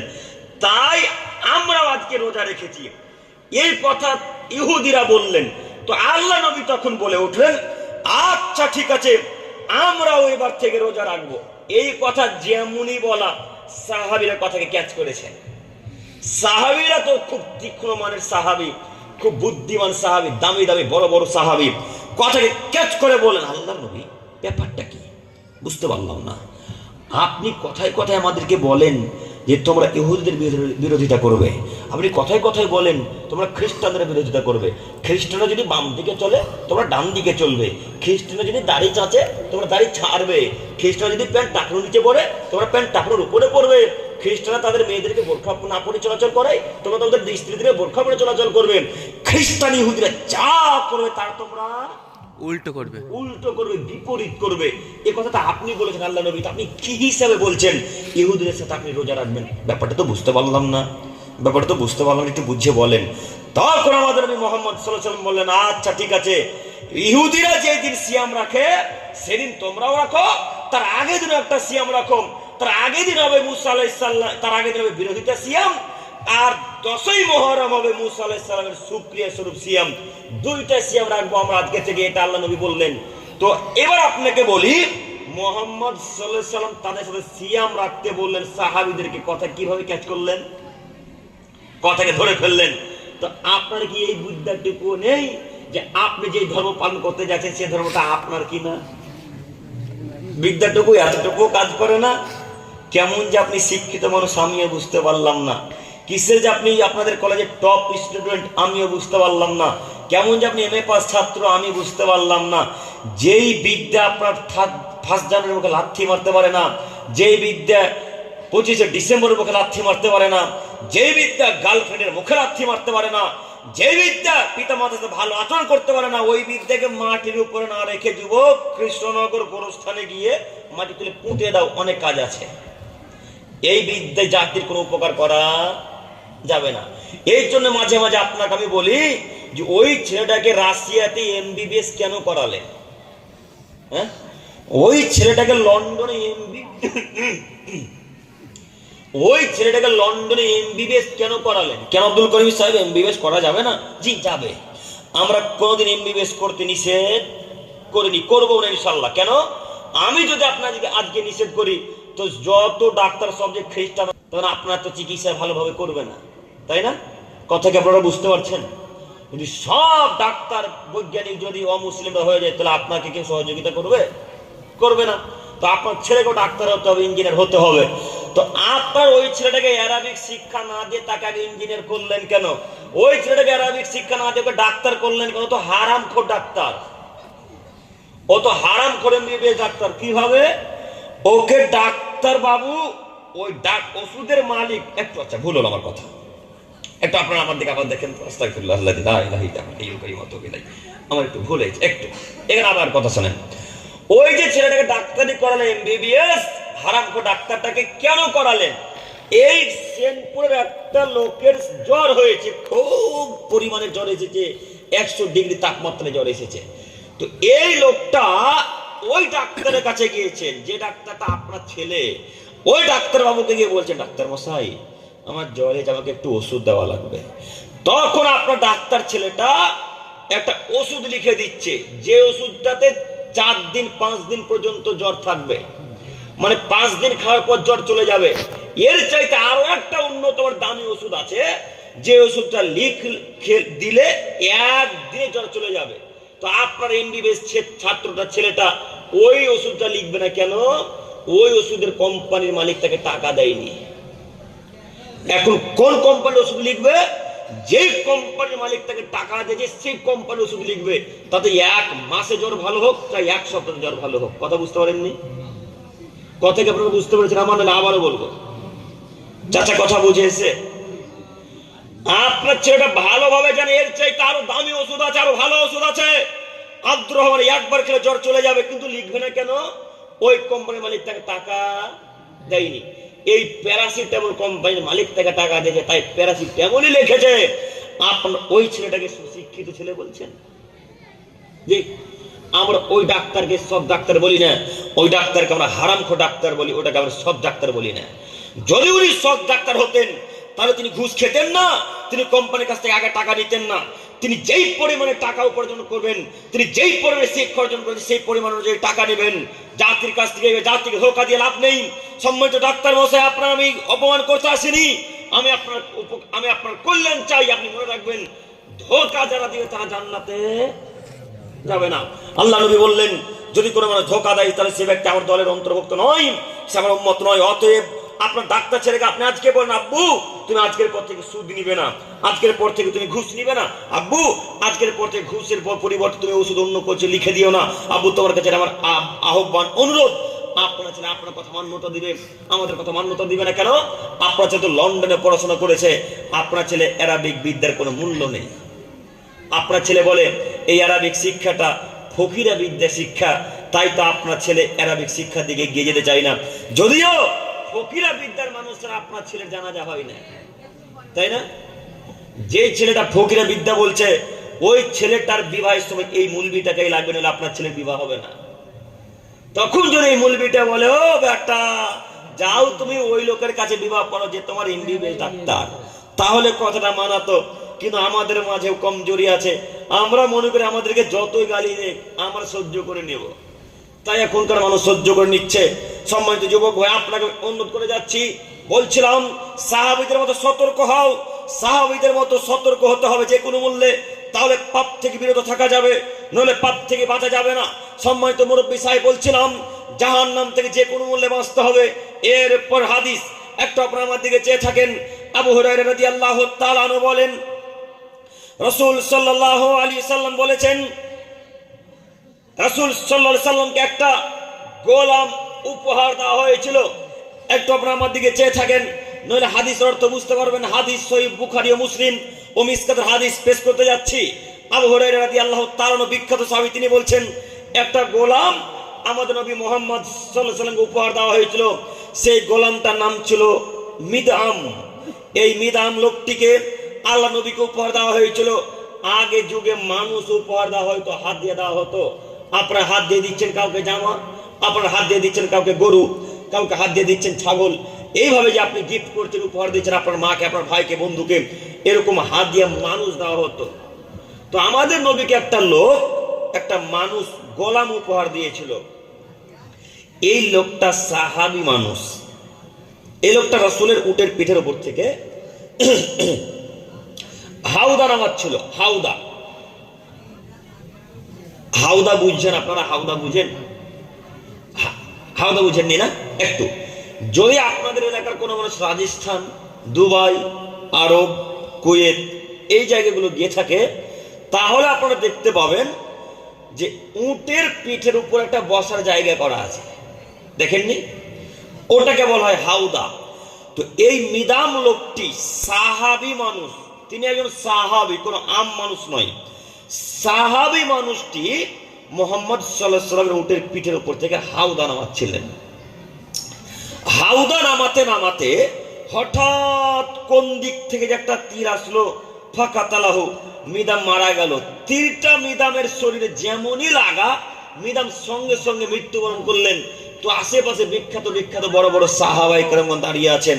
তখন তারা সবাই নিজ নিজ ভাষাতে বলতে শুরু করলেন, হানিয়াল্লাহুল জান্নাহ, মিদাম জান্নাতি মানুষ। হানিয়াল্লাহুল জান্নাহ, মিদাম জান্নাতি ব্যক্তি। হানিয়াল্লাহুল জান্নাহ, মিদাম জান্নাতি মানুষ, মিদাম জান্নাতে যাবে। এই কথা সাহাবায়ে কেরাম আপোষে বলা বলি করছে, লাশ সামনের দিকে পড়ে আছে। এই কথা আমাদের মুহাম্মদ সাল্লাল্লাহু আলাইহি ওয়াসাল্লামের কানে পৌঁছেছে। একটু আপনারা দেখেন, মনোযোগ খারাপ হচ্ছে নাকি? একটু আপনারা আমার দিকে তাকে তাহলে হাদিসের অর্থ বুঝতে পারবেন না, খুব গুরুত্বপূর্ণ হাদিস। তো রাসূল সাল্লাল্লাহু আলাইহি ওয়াসাল্লামের কানে সাহাবীদের কথাটা গিয়েছে। তো রাসূল সাল্লাল্লাহু আলাইহি ওয়াসাল্লাম ঘর থেকে বেরিয়ে এসে বলছেন, কাল্লা, কখনো নহে, ওয়াল্লাযী নাফসি বিয়াদিহি, সেই সত্তার কসম করে বলছি যেই রবের কাছে আমার জান রয়েছে, আমি মুহাম্মদ সাল্লাল্লাহু আলাইহি ওয়াসাল্লাম আল্লাহর কসম করে বলছি, আল্লাহর কসম, মিদাম জান্নাতে যাবে না। আল্লাহর কসম, মিদাম জান্নাতে যাবে না। আল্লাহর কসম, মিদাম জান্নাতে যাবে না। কেন? মিদাম খাইবারের যুদ্ধের মাল বন্টনের পূর্বে একটা চাদর চুরি করেছিল। মিদাম খাইবারের যুদ্ধের মাল বন্টনের পূর্বে এরকম একটা চাদর চুরি করেছিল, তাই মিদাম জাহান্নামে যাবে। এই চাদরটা জাহান্নামের আগুনে পুড়ে একবারে খেপে গেছে মিদামকে পাকড়াও করার জন্য, ধরার জন্য। যেমনই মিদামকে কবর রাখা হবে, চাদরটা তাকে ধরে জ্বালিয়ে পুড়ে তার শরীরকে একাকার করে দিবে। এই কথা আল্লাহ নবী বললেন। আল্লাহ নবী যখন এই কথা বলে দিলেন, তখন উপস্থিত সাহাবায়ে কেরামগণ যে যা চুরি করেছিলেন সব রাসূলের কাছে নিয়ে এসে উপস্থিত করলেন। যে যা নিয়ে গেছিলেন সব রাসূলের কাছে নিয়ে এসে উপস্থিত করলেন। তো একটা সাহাবী জুতার ফিতা চুরি করেছিলেন, জুতার ফিতা। এই যে জুতার ফিতাগুলা ভাইরা পরে আছে, এই জুতার ফিতা একটা সাহাবী চুরি করেছিলেন। এই যুবক ভাই, গল্প করিয়েন না, আমি আপনার দৃষ্টি আকর্ষণ করছি, বারবার আপনাকে বলছি। একজন সাহাবী জুতার ফিতা চুরি করেছিলেন। জুতার ফিতাটা নিয়ে এসে রাসূলুল্লাহ সাল্লাল্লাহু আলাইহি ওয়াসাল্লামকে বলেন, আল্লাহ নবী, এই নেন, এই নেন, এই জুতার ফিতাটা আমি চুরি করেছিলাম বন্টন হওয়ার পূর্বেই। তো আল্লাহ নবী, একটা কথা ছিল। কি কথা বলো? আল্লাহ নবী, আমি জানতে চাইছিলাম, কেউ যদি একটা জুতার ফিতা চুরি করে তবুও কি তাকে জাহান্নামে যেতে হবে? এটা সাহাবীর প্রশ্ন। তখন আল্লাহ নবী বললেন, শোনো, কেউ যদি একটা জুতার ফিতা চুরি করে তবুও তাকে জাহান্নামে যেতে হবে। কেউ যদি দুটো জুতার ফিতা চুরি করে তবুও তাকে জাহান্নামে যেতে হবে। হাদিস সহিহ মুসলিম ও মিসকাত। এবার আপনাকে বলি, জুতার ফিতার দাম কত? কথা বলেন একটু। 10 টাকা। সর্বোচ্চ চাইনা জুতাগুলো যেগুলো খুব শৌখিন, দেখতে সুন্দর, সর্বোচ্চ দাম 50 টাকা, তাই না? তো আমরা 50 টাকায় ধরলাম। তো একটা জুতার ফিতা চুরি করার কারণে যদি জাহান্নামে যেতে হয়, আপনার মেম্বার সাহেব, ডিলার সাহেব লাখ লাখ টাকা মেরে খেয়ে জান্নাতুল ফেরদাউস যাবে? হ্যাঁ, আপনাদের মেম্বার সাহেব যে হাজার হাজার টাকা মেরে খাচ্ছে জনগণের, কি জান্নাতুল ফেরদাউস যাবে? কথা বুঝতে পারলেন না মনে হয়। আপনাদের ডিলার সাহেব তো ওই আপনাদের এলাকার ডিলার বলেন আর আমাদের এলাকার ডিলার বলেন, মমতা খালা বলেছে উপর থেকে যে 3 কিলো করে চাল দিবি। এই ডিলার সাহেব এসে গ্রামে এসে এখন 2.5 কিলো করে চাল দিয়েছে, 500 গ্রাম করে চাল তার পকেটে। কথা মিলে না মনে হয় আমার? কথা মিলে? ওই যে ওটা ঢালাই রাস্তা নাকি? ওটা ঢালাই রাস্তা তো? কথা বলেন না গো? ঢালাই রাস্তা। এই ঢালাই রাস্তা যে লোকটা টেন্ডার নিয়েছিল, ওনাকে বলা হয়েছে, এই শোন, 10 ইঞ্চি করে ঢালাই দিতে হবে প্রত্যেকটা ঢালাই রাস্তা। উনি বলেছেন হ্যাঁ ঠিক আছে 10 ইঞ্চি ঢালাই দেবো। এই গ্রামে এসে এখন ঢালাই 5 ইঞ্চি দিয়েছে, 5 ইঞ্চির টাকা তার পকেটে। কথা মিলে না আমার, কথা মিলে? আর আপনাদের নদী জেলার মানুষ মনে হয় বাড়ি করার টাকা পায় না, মনে হয় বাড়ি করার টাকা পায়। কত পান আপনারা? 1,20,000। পঞ্চায়েত, এটা পঞ্চায়েত, এটা কি পঞ্চায়েত এলাকা? পঞ্চায়েত এলাকা। তার মানে পঞ্চায়েত এলাকাতে টাকা আছে 1,70,000, কিন্তু দেয় কত? 1,20,000। বাদ বাকি কত টাকা তার কাছে? 50। কত? 50 টাকা তার পকেটে। ও মেম্বার সাহেব, ওই 50,000 টাকা আপনার বাপের টাকা? হ্যাঁ, 1 টাকা নিজের পকেটে রাখার যোগ্যতা রাখেন? 1 টাকা কিয়ামতের মাঠে টিকতে পারবেন তো? কিয়ামতের মাঠে হিসাব দিতে পারবেন তো? প্রস্তুতি গ্রহণ করে থাকিয়েন। কিয়ামতের মাঠে প্রত্যেকটা মানুষকে হিসাব দিতে হবে, প্রত্যেকটা মানুষকে। যত মানুষের টাকা খেয়েছেন প্রত্যেকটা মানুষকে কিয়ামতের মাঠে হিসাব দেওয়া লাগবে, তার নাম কিয়ামতের মাঠ। আরো একটি কথা মাথায় রাখবেন, ওই যে ডিলারের কথা বলছিলাম, ডিলার সাহেব যদি 100 গ্রাম চাল মেরে খায় তবু তাকে জাহান্নাম যেতে, যতক্ষণ তওবা না করে ভিক্ষা দেবে জাতির কাছে। এবার একটা কথা মাথায় রাখবেন, এই মেম্বার সাহেব, এই ডিলার সাহেব, এই চেয়ারম্যান সাহেব, এমএলএ সাহেব, মেম্বার সাহেব, যে কোনো পদে থাকুক না কেন, সরকার কেসে যে হোক না কেন, এরা টাকা মেরে খেয়ে চুরি করে হজ করতে চলে গেছে মক্কায়। কোথায়? মক্কায় হজ করতে গিয়েছে। মক্কায় হজ করতে গিয়ে কাবার গিলাফকে ধরে মাথা ঠুকে ঠুকে ঠুকে ঠুকে রক্ত বের করে দিয়েছে মাথা দিয়ে। এই কপালটা ফেটে রক্ত বেরিয়ে গেছে। যখন রক্ত বেরিয়েছে তখন এক পর্যায়ে আল্লাহকে বলছেন, আল্লাহ তুমি বড় দয়াবান, তুমি বড় ক্ষমাবান, তুমি বড় রহমান, তোমার দরবারে ভিক্ষা চাইছি। আল্লাহ আমি সেনপুরের মানুষের চাল মেরে খেয়েছি, তুমি ক্ষমা করো। আল্লাহ আমি সেনপুরের মানুষের বাড়ির টাকা মেরে খেয়েছি, তুমি ক্ষমা করো। আল্লাহ আমি নদিয়া জেলার মানুষের চাল মেরে খেয়েছি, টাকা মেরে খেয়েছি, তুমি ক্ষমা করো। আল্লাহ তখন এক পর্যায়ে বলবেন, ও মেম্বার সাহেব, ও ডিলার সাহেব, চাল যে আমার নয় গো, চাল যে সেনপুরের মানুষের। এই পাপ যদি ভিক্ষা চাইতে, ক্ষমা চাইতে হয়, তো সেনপুরের মানুষের কাছে ভিক্ষা চাইতে হবে। আমি আল্লাহ এই পাপ ক্ষমা করতে পারবো না। কেন? আমি আল্লাহ যদি এই পাপ ক্ষমা করে দিই তাহলে আমি হব আল্লাহ অত্যাচারী। আমি আল্লাহ আমার উপর অত্যাচার করাকে হারাম করে দিয়েছি। আমি আল্লাহ আমার বান্দার উপর অত্যাচার করাকে হারাম করে দিয়েছি। অতএব আমি কোনো মানুষের উপর অন্যায় বিচার করতে পারবো না। ও মেম্বার সাহেব, আপনি যে কত বড় বিপদে এখন কি দিয়ে বুঝাই। জুতার ফিতা চুরি করার কারণে সাহাবীকে যদি জাহান্নামে যেতে হয়, একটা চাদর চুরি করার কারণে যদি একটা সাহাবীকে জাহান্নামে যেতে হয়, আমি আপনাদের সাহাবীর নখের যোগ্যতা রাখি না, নখের, তাই না? তাই না স্যার? আমরা কি নখের যোগ্যতা রাখি? সাহাবীদের নখের যোগ্যতা রাখি না। আপনি লাখ লাখ কোটি কোটি টাকা মেরে রেখে জান্নাতুল ফেরদাউস রাস্তা কেমনে করেন, কিভাবে করেন? সম্মানিত যুবক ভাই, আপনাকে বলি, আপনি যে দায়িত্ব আছে সে দায়িত্ব সঠিকভাবে পালন করেন, নইলে জান্নাত যাওয়া অসম্ভব, খুব কষ্টকর হয়ে যাবে।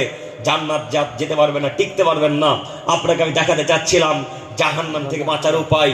একটা পথ, ডিলারের বাঁচার পথ আছে। ডিলার একভাবে পাপ ক্ষমা চাইতে পারে, সেই পদ্ধতি কি? সেটা হচ্ছে এই ডিলার সাহেব প্রত্যেকটা মানুষের কাছে ভিক্ষা চাইবে, প্রত্যেকটা সেনপুরের মানুষ কাছে ভিক্ষা চাইবে। যদি সেনপুরের মানুষ ক্ষমা ভিক্ষা দেয় তো ডিলার সাহেব ক্ষমা পাবে, আর যদি ক্ষমা ভিক্ষা না দেয় তো ক্ষমা পাবে না। এখন সেনপুরের মানুষের কাছে ভিক্ষা ডিলার চাইতেও পারবে না, পাপ ক্ষমাও হবে না। ক্ষমা চাও যে খুবই কঠিন গো, ক্ষমা চাও খুব কঠিন। মাঝে মাঝে মনে হবে গলা কেটে ফেলে দিত, তবু সে কিন্তু ক্ষমা চাইবো না, এরকম মনে হয় না? শয়তানি এমন ভাবে তাকে আকৃষ্ট করেছে, শয়তানি এমন ভাবে তাকে ঘিরে ধরেছে যে যতক্ষণ পর্যন্ত তাকে জাহান্নামে না ধরে ফেলেছে ততক্ষণ পর্যন্ত শয়তান তার কাছ থেকে যাবে না। অতএব আমি আপনাদেরকে অনুরোধ করে যাচ্ছি, বিশেষ করে সর্দার ক্যাশিয়ারদের প্রতি আমার আহ্বান, বিশেষ করে যারা দায়িত্বশীল ব্যক্তি। আপনারা কি সর্দার মানে বুঝতে পারছেন? লিডার, মোড়ল, ঠিক। বিশেষ করে যারা লিডার, সমাজের, গ্রামের যারা দায়িত্বশীল ব্যক্তি, আপনাদেরকে আমি অনুরোধ করে বলতে চাচ্ছি, দায়িত্ব সঠিকভাবে পালন করেন, নইলে দায়িত্ব আজকে ত্যাগ করে দেন, কিয়ামতের মাঠে বেঁচে যাবেন ইনশাআল্লাহ। কিয়ামতের মাঠে যদি বাঁচতে চান, জাহান্নাম থেকে যদি বেঁচে থাকতে চান, তাহলে দায়িত্ব পদত্যাগ করতে হবে। আর যদি পদত্যাগ করতে না পারেন তাহলে অক্ষরে অক্ষরে হিসাব বুঝিয়ে দিতে হবে, অক্ষরে অক্ষরে। এখন কিভাবে বুঝাবেন? মাদ্রাসার হিসাব যখন বছর শেষে নেওয়া যাচ্ছে তখন 20,000 টাকা কম, তো 20,000 টাকাটা ইহুদিরা নিয়ে গেছে। হ্যাঁ, কে নিয়েছে? ওই ক্যাশিয়ারই নিয়েছে। কিভাবে? পকেটে ছিল মাদ্রাসার টাকা, দেখে যে রাস্তাতে ইলিশ মাছ বিক্রি হয়েছে, ওই টাকা দিয়ে ইলিশ মাছ নিয়ে নিয়েছে। এখন ওই টাকাটা আর ব্যাংকে রাখেনি, ওই মাদ্রাসার টাকার জায়গায় রাখেনি, তাই 20,000 টাকা কমেছে। না ওই টাকা ব্যাংক থেকে চুরি হয়েছে, ওই টাকা ব্যাংক থেকে চুরি হয়েছে গো, ওই টাকা তো ব্যাংক থেকে চুরি হবে না। তার মানে দায়িত্বশীলকে হতে হবে শিক্ষিত, তাহলে টাকা হারাবেন ইনশাল্লাহ। দায়িত্বশীলকে হতে হবে শিক্ষিত মানুষ, ইমানদার মানুষ, তাহলে টাকা আমানতদারিতা হবে, নইলে এই টাকা একটাও থাকবে না। আপনার 20,000 টাকা হারিয়েছে, এটা আলহামদুলিল্লাহ পড়েন, দেখবেন কোনোদিন মসজিদ মাদ্রাসাকে বিক্রি করে দিয়েছে, যদি দায়িত্ব ওইরকম লোকের হাতে থাকে। অতএব আপনাকে অন্য জানাচ্ছি, দায়িত্ব দিতে হবে শিক্ষিত মানুষের মাঝে, যারা সালাত আদায় করে তাদের হাতে দায়িত্ব তুলে দেন। দেখেন 20,000 টাকা কেন, 1 টাকা কমবে না ইনশাল্লাহ, তারা হলো আমানতদারিতা বোঝে। কোনটা কথা বুঝেননি? কথা কি বুঝতে পারছেন আপনারা? জি। অতএব আপনাকে অনুরোধ করে যাচ্ছি, যে কোনো মূল্যে আপনি নীতি পরিবর্তন করেন, জাহান্নাম থেকে যে কোনো মূল্যে বিরত থাকতে হবে। এরপরে হাদিস আবু হুরায়রা রাদিয়াল্লাহু তাআলা আনহু থেকে বর্ণিত, তিনি বলেন রাসূল সাল্লাল্লাহু আলাইহি সাল্লাম বলেছেন, সালাসাতুন লা ইউকাল্লিমুহুমুল্লাহু ইয়াউমাল কিয়ামা, আল্লাহ কিয়ামতের মাঠে 3 শ্রেণী মানুষের সাথে কথা বলবেন না। কয় শ্রেণী মানুষের সাথে? 3 শ্রেণী। 3 শ্রেণী লোকের সাথে আল্লাহ কথাই বলবেন না, এদেরকে বিনা কথাতে জাহান্নামে দিবেন। ওয়ালা ইয়ানদুরু ইলাইহিম, আল্লাহ তাদের দিকে তাকাবেন না।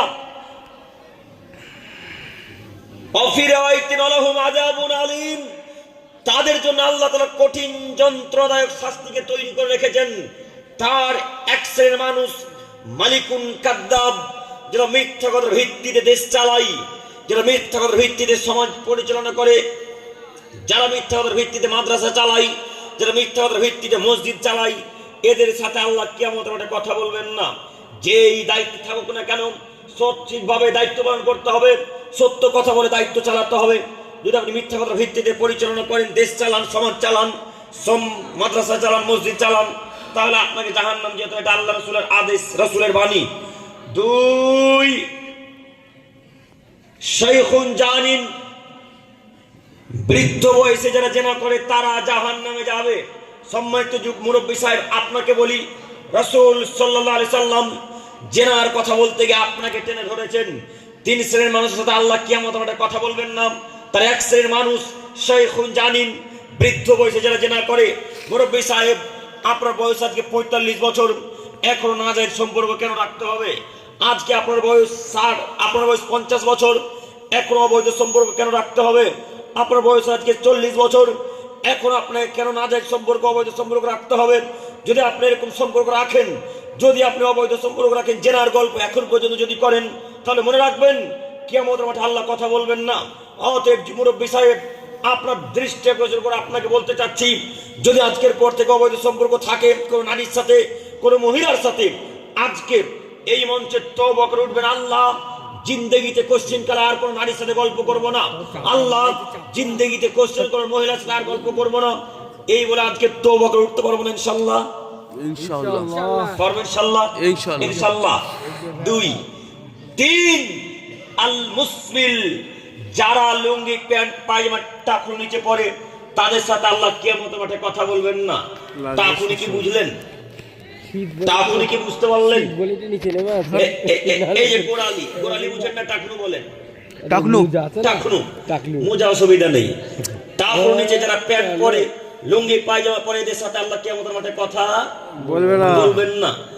যুবক ভাইদের কেন, এখানে অনেক মানুষের প্যান্ট টাকুর নিচে আছে, নেই?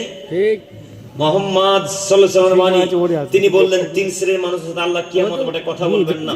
আচ্ছা আপনি বলেন তো দেখি, টাকুর উপরে প্যান্টটা কেটে দিলে কি খুব খারাপ লাগে?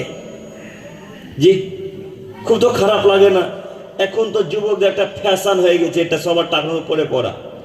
যদিও রাসূল সাল্লাল্লাহু আলাইহি ওয়াসাল্লাম সুন্নাত অনুযায়ী কজন পরে তাও বলতে পারি না, তবে যজনই পড়ুক না কেন, যেই হিসাবে পড়ুক না কেন, পরে তো টাকুর উপরে।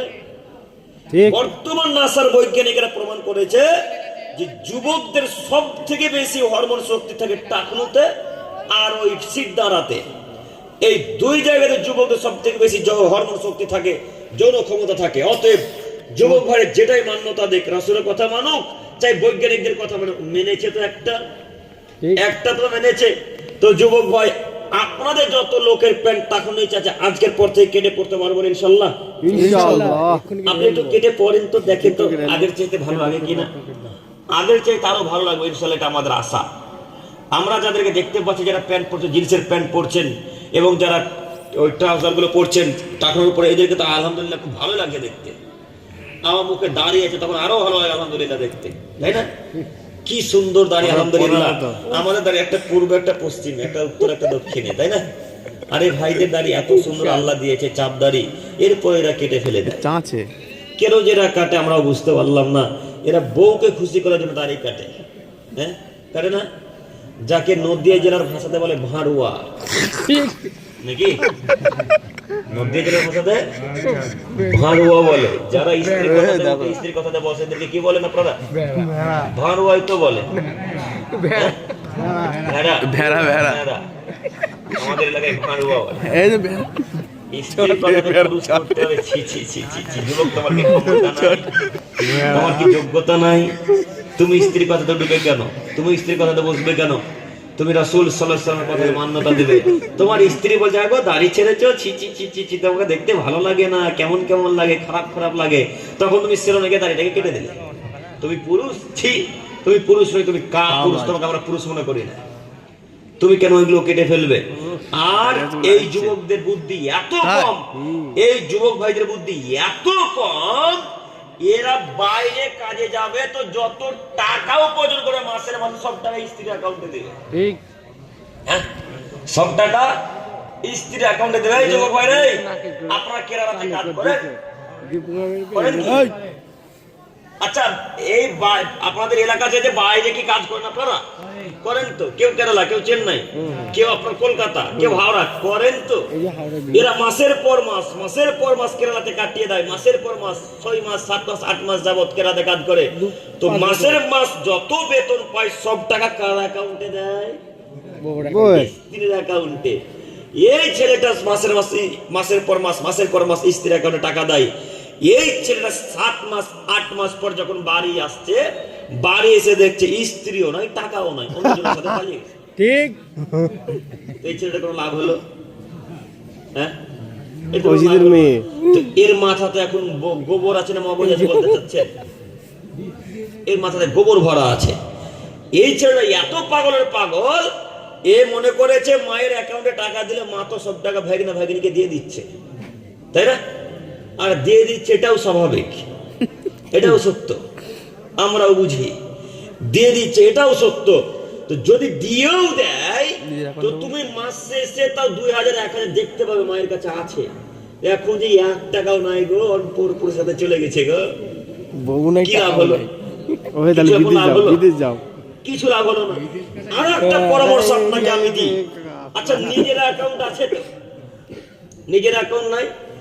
নিজের অ্যাকাউন্টে টাকাটা রাখেন, যত টাকা নিজের অ্যাকাউন্টে রাখেন। স্ত্রীকে মাসের মাস যত প্রয়োজন, শাকসবজি কিনতে, ডাক্তার পানি খরচ করতে, স্কুল বিশ্ববিদ্যালয়ের ছেলে মেয়ে পড়াশোনা করাতে তত টাকা দেন। তার বেশি দিয়ে বেশি দিয়েই তারা বেশি টাকা খরচ করে আপনাকে ধ্বংস করবে। এটা তাদের তারা সব বোঝে না। অতএব আপনাকে আমি অনুরোধ করে যাচ্ছি যে আজকের পর থেকে এইভাবে চাল চলন করবো ইনশাল্লাহ। ইনশাল্লাহ আল্লাহ তুমি কবুল করো। মায়েদের সাথে ভালো আচরণ করা লাগবে। আমি যেটা বলতে চাচ্ছিলাম যে আজকের পর থেকে প্যান্ট কি লুঙ্গি টাকার উপরে পড়তে পারবো ইনশাল্লাহ। পারবো মুরব্বী সাহেব, পারবো চাচা, পারবো ইনশাল্লাহ। আল্লাহ তুমি আমার চাচাদেরকে, মুরব্বী সাহেবদেরকে, ভাইদেরকে কবুল করো। সকলে বলি আমিন আমিন। সম্মানিত মুরব্বী সাহেব, এরপরের হাদিস একটু আপনি আমার কথা মাথায় রাখবেন। আবু হুরায়রা রাদিয়াল্লাহু তাআলা আনহু বলেন, রাসূল আবু মুসা আশআরী রাদিয়াল্লাহু তাআলা আনহু থেকে বর্ণিত, তিনি বলেন রাসূল সাল্লাল্লাহু আলাইহি সাল্লাম বলেছেন, ইন্নাল্লাহা হারামাল খামরা ওয়াল মাইসির ওয়াল কুবা। পৃথিবীর মানুষ, তোমরা মনে রেখো, নিশ্চয় আল্লাহ তাআলা মদ, জুয়া এবং গান বাজনা বাদ্যযন্ত্রকে হারাম করে দিয়েছেন। পৃথিবীর মানুষ, তোমরা মনে রেখো, নিশ্চয় আল্লাহ সুবহানাহু ওয়া তাআলা মদ, জুয়া এবং বাদ্যযন্ত্রকে হারাম করে দিয়েছেন। একটি হাদিস, আরেকটা হাদিস পেশ করে আপনাকে আমি দেখাই। আবু মালিক আশআরী রাদিয়াল্লাহু তাআলা থেকে বর্ণিত, তিনি বলেন রাসূল সাল্লাল্লাহু আলাইহি সাল্লাম বলেছেন, লা ইয়াকুনা মিন উম্মতি আকওয়ামুন ইস্তাহিল্লুল হিরা ওয়াল হারিরা ওয়াল খামরা ওয়াল মাজিব। পৃথিবীর মানুষ তোমরা মনে রাখো, অবশ্যই অবশ্যই আমার উম্মতের কিছু লোক, অবশ্যই অবশ্যই আমার উম্মতের কিছু লোক নেশাদ্রব্য, মদ, জুয়া, রেশমি পোশাক এবং জেনা ব্যভিচারকে হালাল মনে করে নিবে।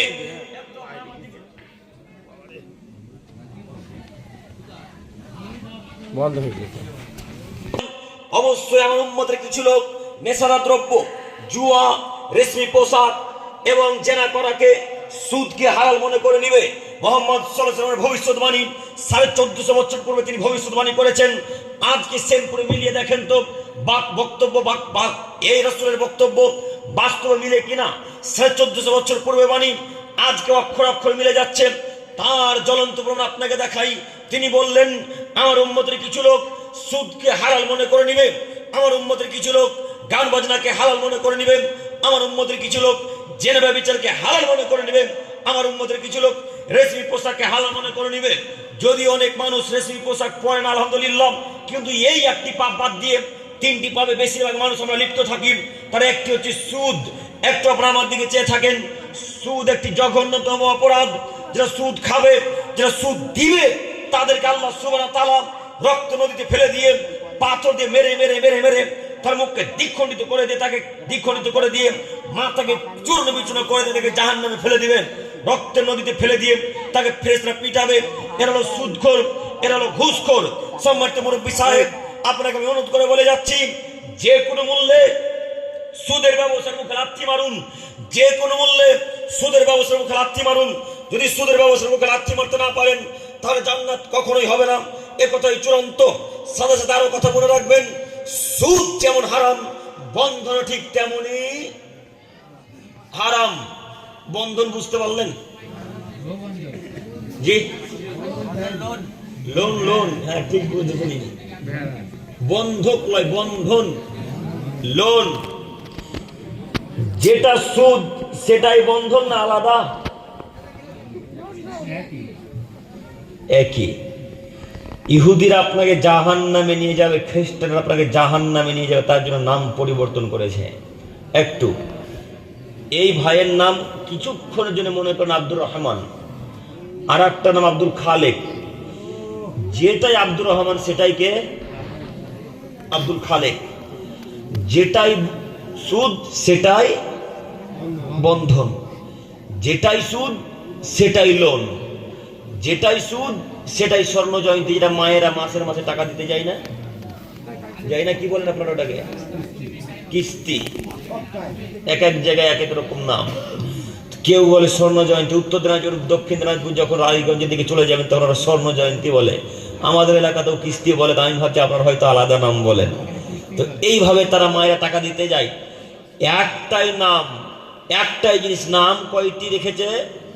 বিভিন্ন ধরনের নাম রেখেছে, শুধু একটাই কারণ ইহুদিরা জানে যে যদি নারীদেরকে মাঠে নামাতে পারি, মুসলমানদের কন্যাদেরকে, তাহলে মুসলমানরা এমনি জাহান্নামে চলে যাবে। ইহুদিদের এটা চাল। ইহুদিরা এত শিক্ষিত, ইহুদিরা এত চালাকের চালাক। ইহুদিরা বাথরুমে যদি যায় তবু তারা বই নিয়ে বাথরুমে যায়। বই নিয়ে কেন জানেন? তারা বই নিয়ে বাথরুম যায় এই কারণে, তারা মনে করে 5 থেকে 7টা মিনিট টয়লেটে যে সময়টা নষ্ট হয়েছে, ওই সময়টা বইয়ে নষ্ট, বইয়ে একসাথে দুটোই কাজ কমপ্লিট হবে, এটা তাদের ধারণা। তাই তারা মোবাইলের সময় নষ্ট করে না। আর আপনার কাপুরুষ ছেলেটা তাদের তৈরি ফ্রি ফায়ার পাবজিতে সময় নষ্ট করে, হ্যাঁ করে না? আপনার ছেলে ফ্রি ফায়ার খেলে না। সারা জীবন ইহুদি খ্রিস্টানেরা পড়াশোনায় মনোযোগ দিল, তাদের তৈরি পাবজি, তাদের তৈরি ফ্রি ফায়ার, তাদের তৈরি লুডু, তাদের তৈরি দাবা, তাদের তৈরি ক্যারাম বোর্ড, তাদের তৈরি আপনার যে ইত্যাদি দাবা ইত্যাদি ইত্যাদি যত গেমের মাধ্যমে সব কাদের তৈরি? সব ইহুদি খ্রিস্টানদের তৈরি। আপনি অশিক্ষিত, এটা তারা জানে যে মুসলমানের বাচ্চার সামনে যদি একটা গেম তুলে ধরা হয় তাহলে মুসলমান বাচ্চারা আকৃষ্ট হয়ে যাবে, ঘেরে ধরে নিবে। আপনি এমন একটা ইহুদিকে দেখান তো যে ইহুদিরা ফ্রি ফায়ার খেলে, দেখাতে পারবেন না। কেন? তারা জানে ফ্রি ফায়ার খেলে জাতির উপকার করা যাবে না। ফুটবল খেলে জাতির উপকার করা যাবে না, ক্যারাম বোর্ড খেলে জাতির উপকার করা যাবে না, পাবজি খেলে জাতির উপকার করা যাবে না। তারা জানে উপকার যদি করতে হবে বিদ্যা অর্জন করতে হবে, যদি জাতির কেউ কল্যাণ করতে চায় কি প্রয়োজন? শিক্ষা প্রয়োজন। তাই তো আল্লাহ তাআলা বললেন যে যার বিদ্যা নেই সে মৃতদেহ, যার জ্ঞান নেই সে মরা দেহ, যার জ্ঞান নেই সে জীবিত দেহের মতো নয়, সে মরা দেহ। একথা আল্লাহ বললেন কোরআন মাজিদের আয়াত। তাই বলতে চাচ্ছি শিক্ষিত হতে হবে যে কোনো বললেন, তাহলে আপনি জাতির কল্যাণ করতে পারবেন, সমাজের উন্নয়ন করতে পারবেন, নচেত উন্নয়ন করতে পারবেন না। একটু এই ছেলেগুলো মাথাতে গোবর ভরা আছে, দেখবেন ওই ছেলেগুলা ফ্রি ফায়ার পাবজি যখন খেলে রিচার্জ করতে হয় না ভাই? কথা বলে না। রিচার্জ কি করা লাগে? রিচার্জ করা লাগে। তো আচ্ছা বলেন তো, রিচার্জ করেন যখন তখন ওই টাকাটা আপনার অ্যাকাউন্টে যায় না ওদের ওই ইহুদিদের অ্যাকাউন্টে যায়? ইহুদিদের অ্যাকাউন্টে। তো আপনি সকালবেলা চায়ের দোকানে কেন বললেন গো যে গাঁজার মুসলমানকে কেটে ফেলে দিল?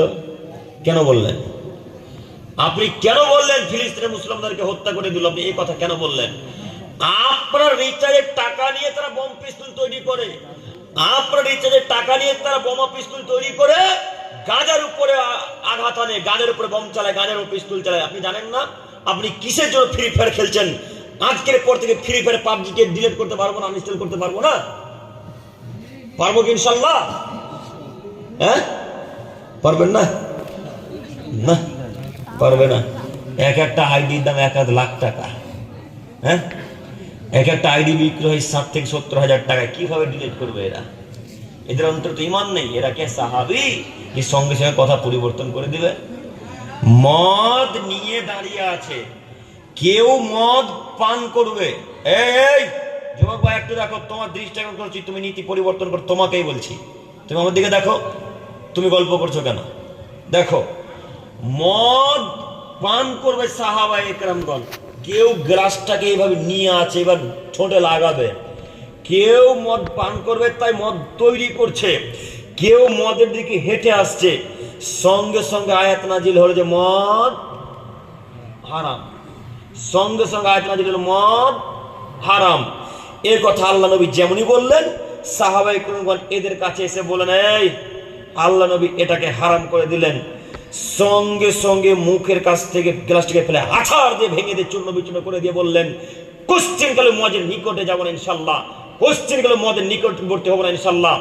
যত হাঁড়িতে মদ, হাঁড়ি বুঝেন হাঁড়ি, যত মাটির হাঁড়িতে মদ ছিল, কাতারিতে হাঁড়িতে সব লাথি টেনে গড়িয়ে দিলেন।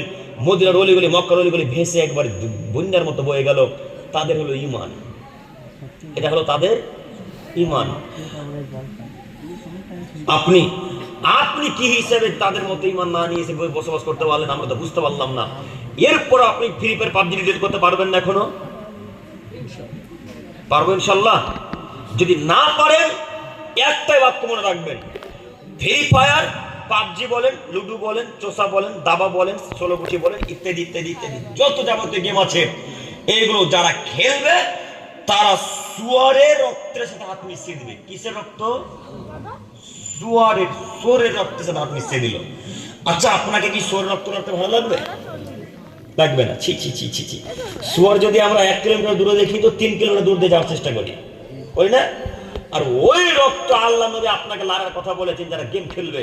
সম্মানিত যুবক ভাই সাথে আরো কথা মনে রাখবেন, ইহুদের নীতি যারা অনুসরণ করবে তারা জাহান্নামে যাবে, এই কথাই চূড়ান্ত।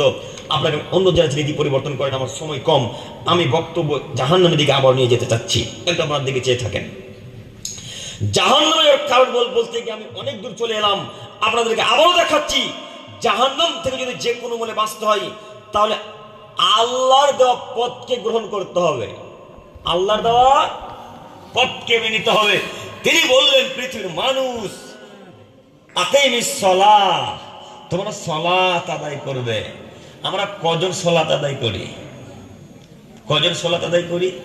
আল্লাহ তাআলা বললেন, ইন্নাস সালাতা তানহা আনিল ফাহশাই ওয়াল মুনকার। পৃথিবীর মানুষ তোমরা মনে রেখো, নিশ্চয়ই অবশ্যই বেশক সচমুচ বেলাসুবা তাহকিকে, নিশ্চয়ই অবশ্যই অবশ্যই যারা সালাত আদায় করবে, যারা নামাজ পড়বে, তাদেরকে নামাজ অন্যায় কাজকর্ম থেকে বিরত রাখবে। বাণী কার? আল্লাহ। নামাজ মানুষকে অন্যায় কাজকর্ম থেকে বিরত রাখে, কথা আল্লাহ বলছেন। তো আসলে কি নামাজ অন্যায় কাজ থেকে বিরত রাখছে? রাখে না। আপনাদের এলাকা শুধু নয়, সারা পৃথিবীতে যত মানুষ আছে যারা সালাত আদায় করে, এরা নামাজও পড়ে আবার মাকে গালিও দেয়। তো অন্যায় কাজ থেকে বিরত থাকতে পারলেন? এরা নামাজও পড়ে আবার বিড়িতে টানও মারে। মরে না, বিড়ি খাই না। এরা নামাজও পড়ে আবার আমলিচুর সমাতে আমলিচু চুরিও করে। তো কিভাবে অন্যায় কাজ থেকে বিরত থাকলো? এরা নামাজও পড়ে আবার যখন জমি চাষ করে তখন ভিটাটাকে কাটতে কাটতে কাটতে কাটতে কাটতে কাটতে ওই মাথাতে চলে যায়। 1 বিঘা ছিল, 10 বছর পর মাপা দিচ্ছে 2 বিঘা হয়ে গেছে। হ্যাঁ, 2 বিঘা হয় না, কিন্তু 1 কাঠা তো বাড়ে,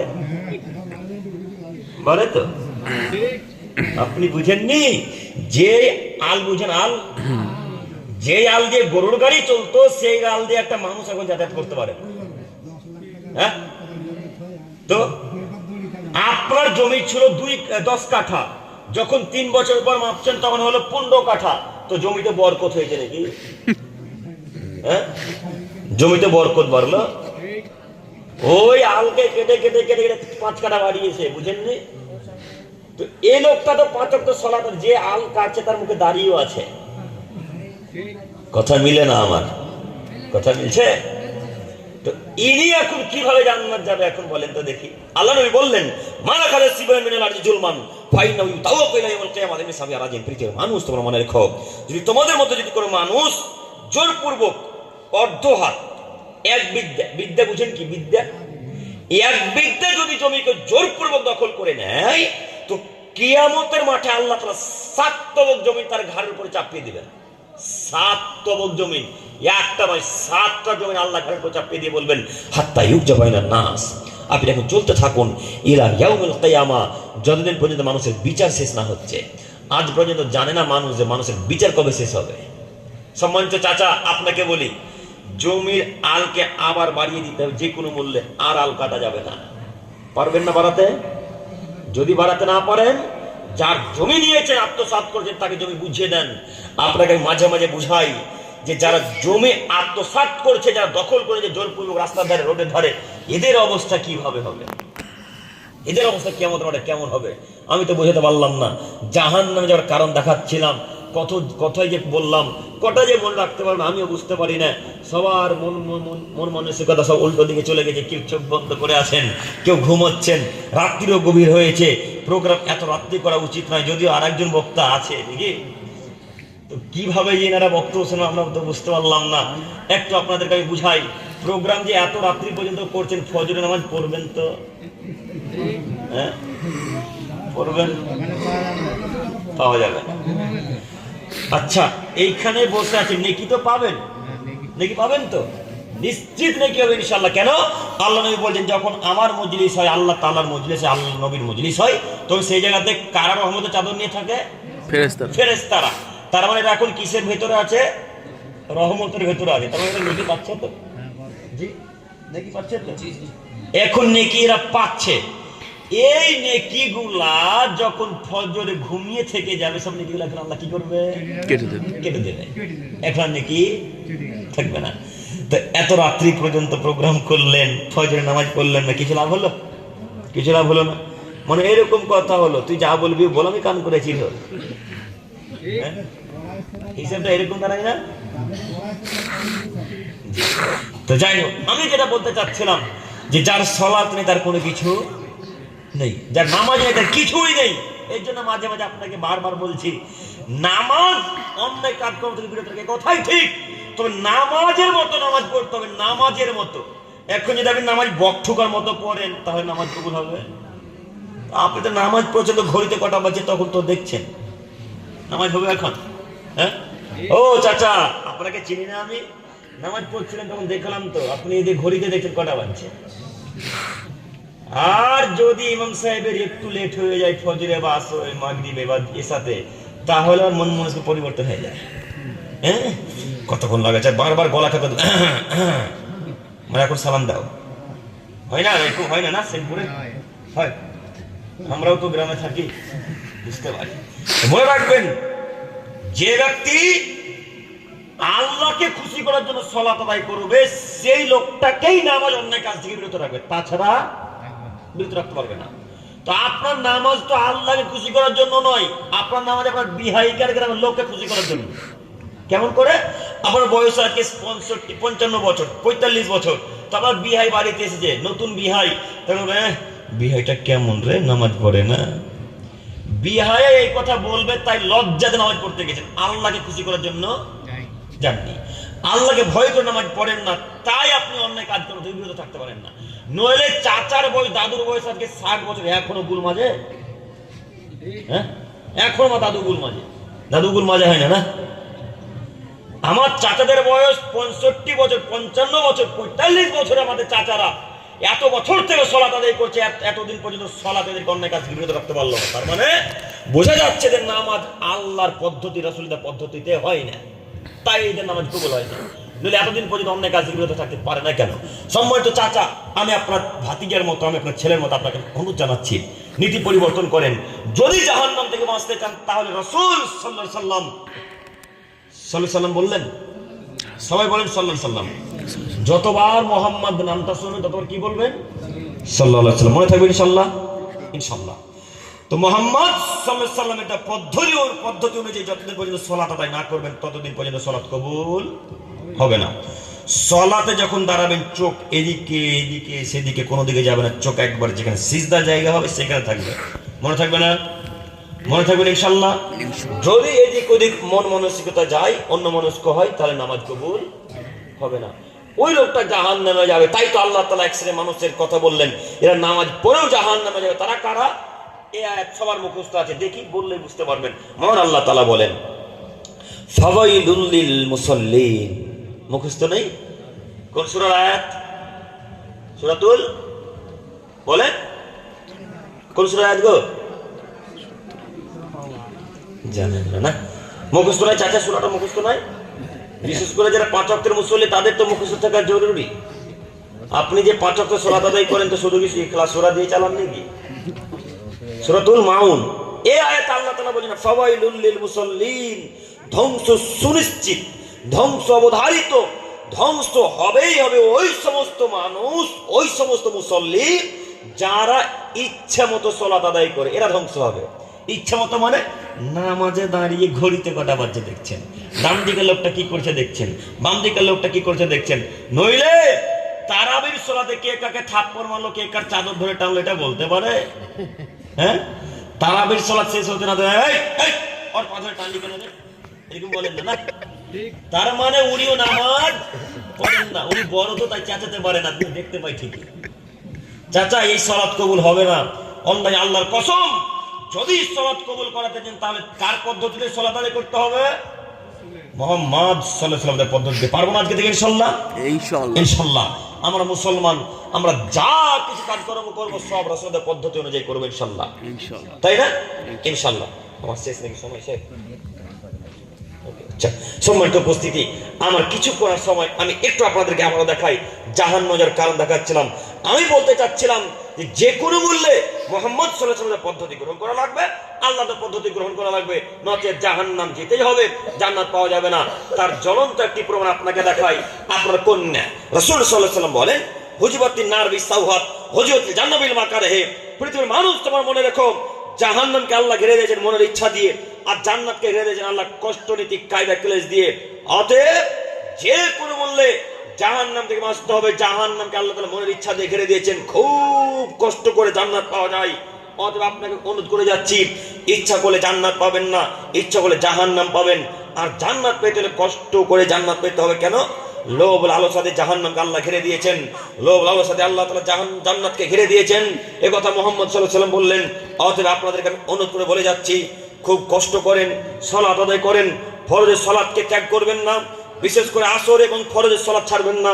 খুব মূল্যবান সালাত, খুব মূল্যবান সময়ের সালাত এবং এশার সালাতকে খুব যত্ন সহকারে, খুব মনোযোগ দিয়ে সালাত আদায় করার চেষ্টা করেন। দেখবেন, আশা করি ইনশাআল্লাহ জান্নাত দিবে। সম্মানিত মুরব্বী সাহেব, আমাদের শাইখ আলোচক সাহেব চলে এসেছেন, আমরা আলোচনা লম্বা করতে চাচ্ছি না। শেষ পর্যায়ে এসে বলি, মালিক তুমি তো দয়াবান, তুমি তো ক্ষমাবান, তোমার তো দয়ার অভাব নাই, তুমি তো দয়াশীল ক্ষমাশীল আল্লাহ, তুমি আমাদের প্রতি রহম করো, তুমি আমাদের প্রতি দয়া করো। আমরা পৃথিবীতে যতদিন বেঁচে থাকবো তুমি আমাদের সমস্ত দিন